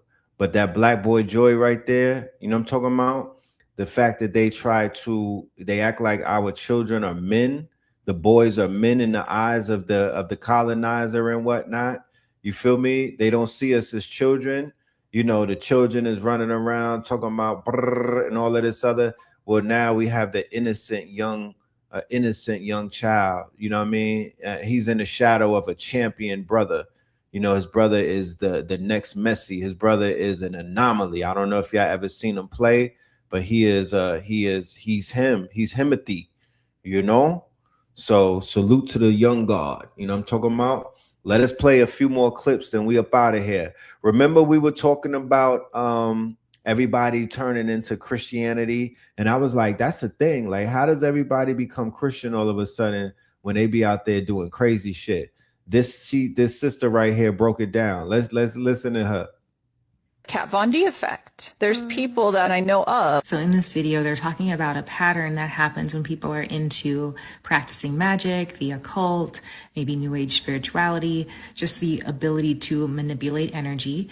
And then at some point, something flips inside of them and they go into becoming a devout Christian and like pledging their life to Jesus. And I have a theory on why this happens.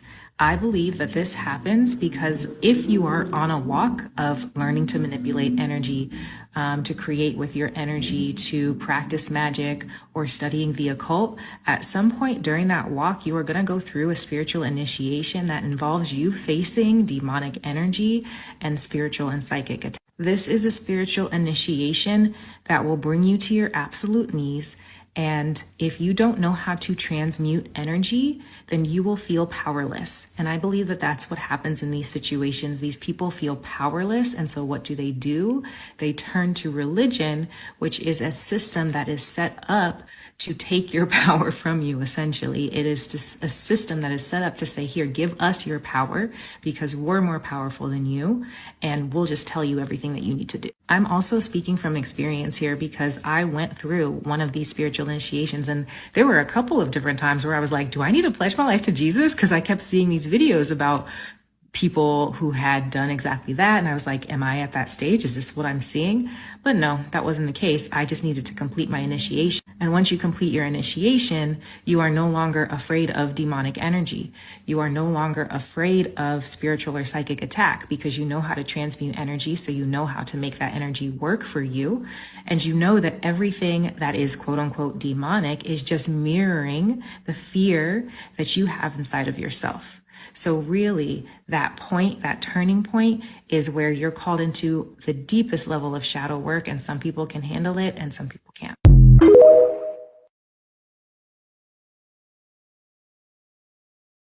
Any black or brown person who's the only one that looks like you in your friend group, this video is for you. I'm not making this video because I want you to live in fear. I'm not saying this because I want people separated or divided from each other. I'm saying this because a lot of people have learned this lesson after they already got hurt. So please be careful. And before anybody twists what I'm saying, no, I'm not telling you to stop making friends with people who don't look like you. Some of the best people you'll ever meet do not share your skin color. This is not about race deciding someone's character. This is about never ignoring someone's character because you're trying so hard to believe they respect yours. If you're the only black or brown person in the room, please pay attention. Not to what people say when everybody's getting along. Pay attention to what happens the first time race comes up.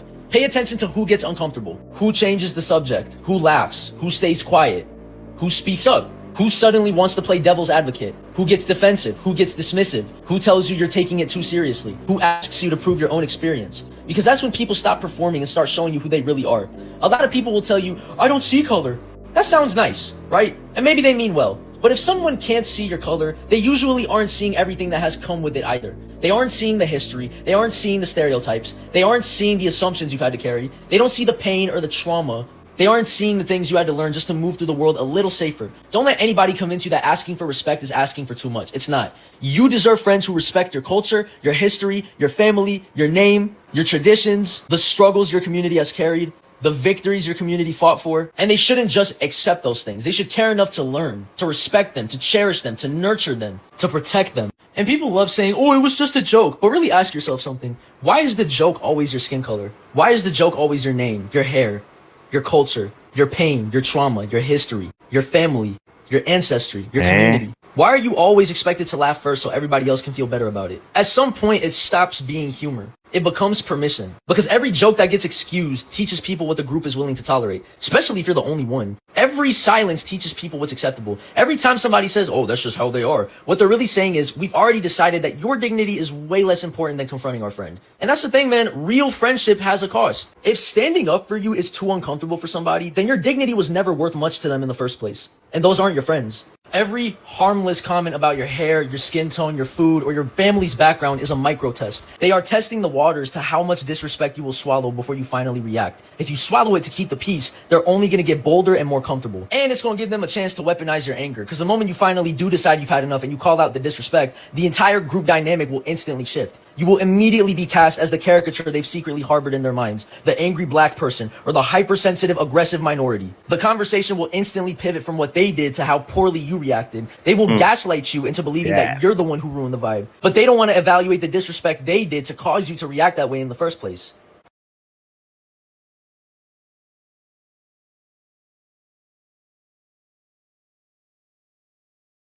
Remember that water cooler talk we be having? You know what I'm talking about? That code switching talk we was having? You know what I'm saying? Yeah. Yeah, sure. I heard USA got the shit beat out of them. Check it out. It's not bad. Corruption is only bad if I'm not involved. And if I'm part of that corruption, I defend it. Hello, he bad like cook crack. I'm the rest of the world, I'm fucking pissed. But as somebody that's part of the United States, I'm ecstatic. But if we're really breaking this down, this does not set a good precedent because what the fuck is our president doing calling up the FIFA guy saying, hey man, you gotta look that shit over again when he don't know nothing about fucking soccer? So I saw the play, and I'm a person that loves sports and was a good athlete, and I understand sports really well, really well. And that wasn't a foul. That wasn't even an infraction. That was two guys running full speed that happened to crash into each other. Yeah, that shit was definitely a foul, though. The thing is, it may not have been a red card. I feel like a lot of people were like, man, that just seems a little drastic. But you have to let them figure that shit out. You calling them up is a bad look for us and everybody else that's a part of FIFA. Because now this shit looks corrupt as fuck. This referee who is a little bit suspect. If you check his past, I don't want to say that because I don't like to create controversy. Start controversy, but you call the ref suspect and act like that he was out to get us? Hello, bitch, that's controversy. He didn't do anything wrong, and he's our best player or one of our best players. A very vital player, and he gave him a red card. I didn't know what that meant. I didn't think it meant much. Then I started hearing that means he can't play in the next game, at least. In the next game. Within 1 minute, you have already self-admittedly said, yeah, actually, I have no idea what the fuck I'm talking about. I didn't even know red cards work that way. You got sit out the next game? Yeah, bitch, since ever. And after all this knowledge that you don't know, you're like, you know what? Let me get on the phone, make this call. But yeah, we need our best guy back. And it fucking worked. I mean, as the U.S., thank God. But at the same time, the rest of the world's like, what the fuck is going on? You penalize somebody for the game. But how do you penalize them for a game that hasn't been played yet? It's very unfair. You can't do that. So, yes, I asked for a review by FIFA. See, Trump scene, that's exactly how this shit has always gone down. On behalf of all Americans, thank you for getting rid of that ridiculous red card. This is his... That was interesting. Head on his knees, Cruz, doing his usual dick eating, but even Trump scene was like, all right, well, time and place, dickhead, shut the fuck up, let's move on. Flags was always there, though, because as soon as I seen Howard Nutlick with the FIFA president, I was like, this man's in the fucking files. He brought his kids to a pedophile island. His kids. You just sitting there with him in a cut like Neosporin, like everything copacetic? That's not a good look. Full organization has already made a statement. We are expressed such disbelief at such an unprecedented, incomprehensible, and unjustifiable decision. The whole world is pissed at us. Like, we always gotta do something to fuck it up. And now, without even knowing, most likely, you've set a new precedent where if I'm king of England, I'm me. Hello? Yeah. I'm gonna need that shit back. What are you talking about? Red card for who? Yeah, nah. He slid, he hit the ball first. Fuck that. This World Cup has been fucking electric. Like, 2 goals back to back within like 15 minutes and Mexico slowly climbing back. Seeing them 2 goals back to back. Now, obviously, it was probably somebody in the crowd, but in my head, I'm like, oh man, Cartel was like, hey, point the laser. Just let this nigga know we will snipe him right now if he keeps fucking around. Yeah, Majin Holland fucking moving, grooving, vibing, sliding down the pitch. 2 goals by his damn self, taking Norway into new heights. And it's like, oh shit, this motherfucker's really different. He moving like a Viking. God damn. You already have other teams speaking out like, man, that shit was a big mistake. We've never seen somebody overturn a fucking red card. And now all of a sudden, because we're in the U.S., President Trump makes a call, you overturning that shit? And then Belgium obviously immediately responded, was like, no, we appealing that appeal. Fuck is happening? Only real defense is they didn't call nothing on this. And that's just because it's messy. For whatever reason, he's able to just get away with everything. Like, he didn't even get a yellow. Boy got a red, where it's like, that shit ain't adding up. Regardless, we have 2 elite games that are about to take place. Portugal versus Spain. Will Ronaldo end his World Cup career right here and Yamal take over? Or will we have a switch? And then we have USA versus Belgium, which obviously there's going to be a lot of controversy surrounding this game. Corruption is not bad.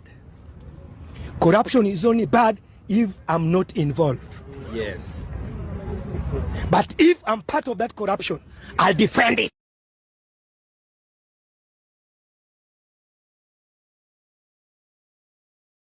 The last 24 hours, China has been conducting long-range ballistic missile operations and testing outside of the doors of our allies, Japan and Taiwan and South Korea. And I was on Santana's live. Bless you, Santana. I love you. And Santana was like, yeah, it's because of Taiwan. It's actually because it's Sinai Takachi. It has to do with the fact that Japan a couple of months ago decided to threaten China and say, if you decide to do any provocation to Taiwan, we're going to take that as an act of war. Some of y'all may be like, why the fuck would Japan and China get into it? Because Japan invaded China in 1931 and stayed there until 1945, almost killing almost millions of people. In the Nanjing Massacre alone in September of 1937, they took out 320 lives. 320,000. Then Japan bitch ass decided to hop skippity bop over to the Pacific, hit Pearl Harbor, then go further in nautical miles and invade the United States of America on soil in California, Washington, and Alaska, holding prisoners of war. That motherfucking country that is the size of Hawaii decided to invade the United States of America at the same time that they were invading China, at the same time they were fighting the motherfucking Soviets in the Kuril Islands. Ah, little shit. And you're probably like, that's not a concern, Chewbacca. Yes, the fuck it is, when the Russians are currently deploying Bear F planes over the motherfucking NATO operations that are taking place outside of Britain and Iceland. It was just yesterday that the UK and NATO were reporting that they are currently dealing with unusual activity from Russia because Russia decided to drive their planes low during a NATO operation. So China and Russia are pumping shit right now in front of the West. And nobody's gonna do a damn thing about it. Rest in peace, Khamenei. He currently was buried yesterday, and they currently had a month-long funeral service actually for him. For anybody and everybody that missed it, over 1 million people showed up. Nobody from the West was invited. All the earthquakes that hit in the last 24 hours, a majority of the big ones hit in the mountains. You're gonna have to tell me how many fault lines are sitting in the motherfucking mountains. Pay attention to that motherfucking typhoon that's taking place in Guam. We got about 5,000 troops there. Yeah. If they fuck up our military shit and everything else in between, you're gonna be shit out of luck. If you are born in America, according to the Supreme Court, you are an American. Period. The North Koreans fixed their destroyer ship that wasn't working last year and decided to test it yesterday. Something that we haven't seen before. North Korea, China, Russia, Iran. The United States of America is lying to you, dead into your face. I got the newspaper yesterday, and it said that 12,000 people in Afghanistan, 12,000 women, have business licenses. The United States of America taught you that the Taliban don't allow the women to work or anything else in between. It came in a newspaper.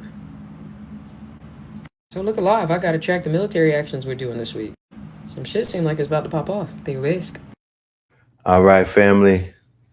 I just wanted to end that with the melanated sister. You know what I'm talking about? But this conversation, as you know, was going to continue. We're going to have more convos on it. More than likely, I'll be pulling up to the situation that they got going on with the brotherhoods in New York City this strong end. So I'll give y'all some feedback on what that's looking like. You know what I mean? The brother did invite me to be a part of that. So that's definitely something I'll be interested in pulling up to. I'll let everybody know what's going on. We do have some big announcements that we're going to be making tomorrow about claws, the 72 claws in New York City. We do have a date. We do have a venue. So we will be making the big announcements tomorrow, ladies and gentlemen. I look forward to seeing y'all in the building. Also, summer school officially starts on the 8th. All right. Summer school officially starts on the 8th. That right there is involved. That's a workshop that we have inside of our school community. Okay. And what we do is we build, we create, we make these websites, we make these apps. Shout out to everybody that's been using Fable. The deadline is at midnight. So, man, I hope you made it worth something. Man, with that being said, though, we are up out of here. Peace, love, and light to the family. Stay dangerous, and we will see you soon. One.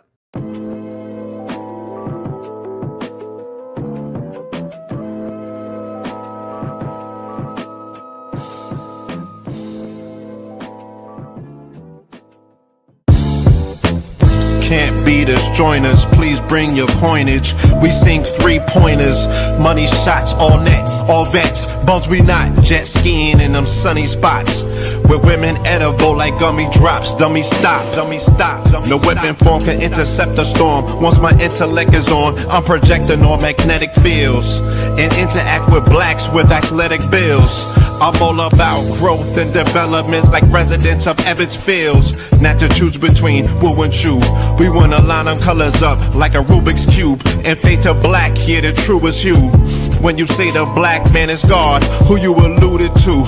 The usual, Clarence 13X, a worthy guess. The words expressed come from the word in flesh. Elijah M, the NOI versus Leviathan. Messiah sent from the heavenly branches. 7 P's from since G-Dub cut down the cherry tree. In the wilderness of North Amex, and we flossing death and forced aggression, or forced perception, forced protection, or forced confessions. It's all a lesson. The sorcerers from Corsica kilotonics, sticks and drums like the Philharmonic Orchestra. You niggas still playing harmonicas from officers. Fabric softener, jive turkeys, popping 5 perkies, playing with keys, the Scotch stores type.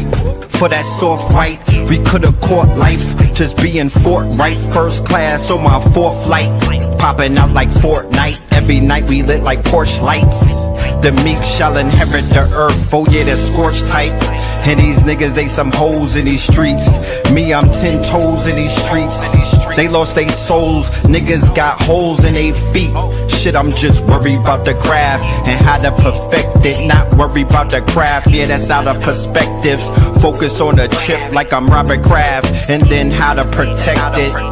It's the waves of the oceans. Get to the money, nigga, save your emotion. Descended of the slaves in the graves in the oceans. Mastermind that the waves is in motions. These niggas, they addicted to the folly, addicted to that molly. Making me a movie, them sticks made of holly. I'm Dr. Manhattan, sitting on top of Manhattan. When I get all 5 rings, snap my fingers and pop up on satin. Dressed in all black, yeah, drop top the Phantom. Best.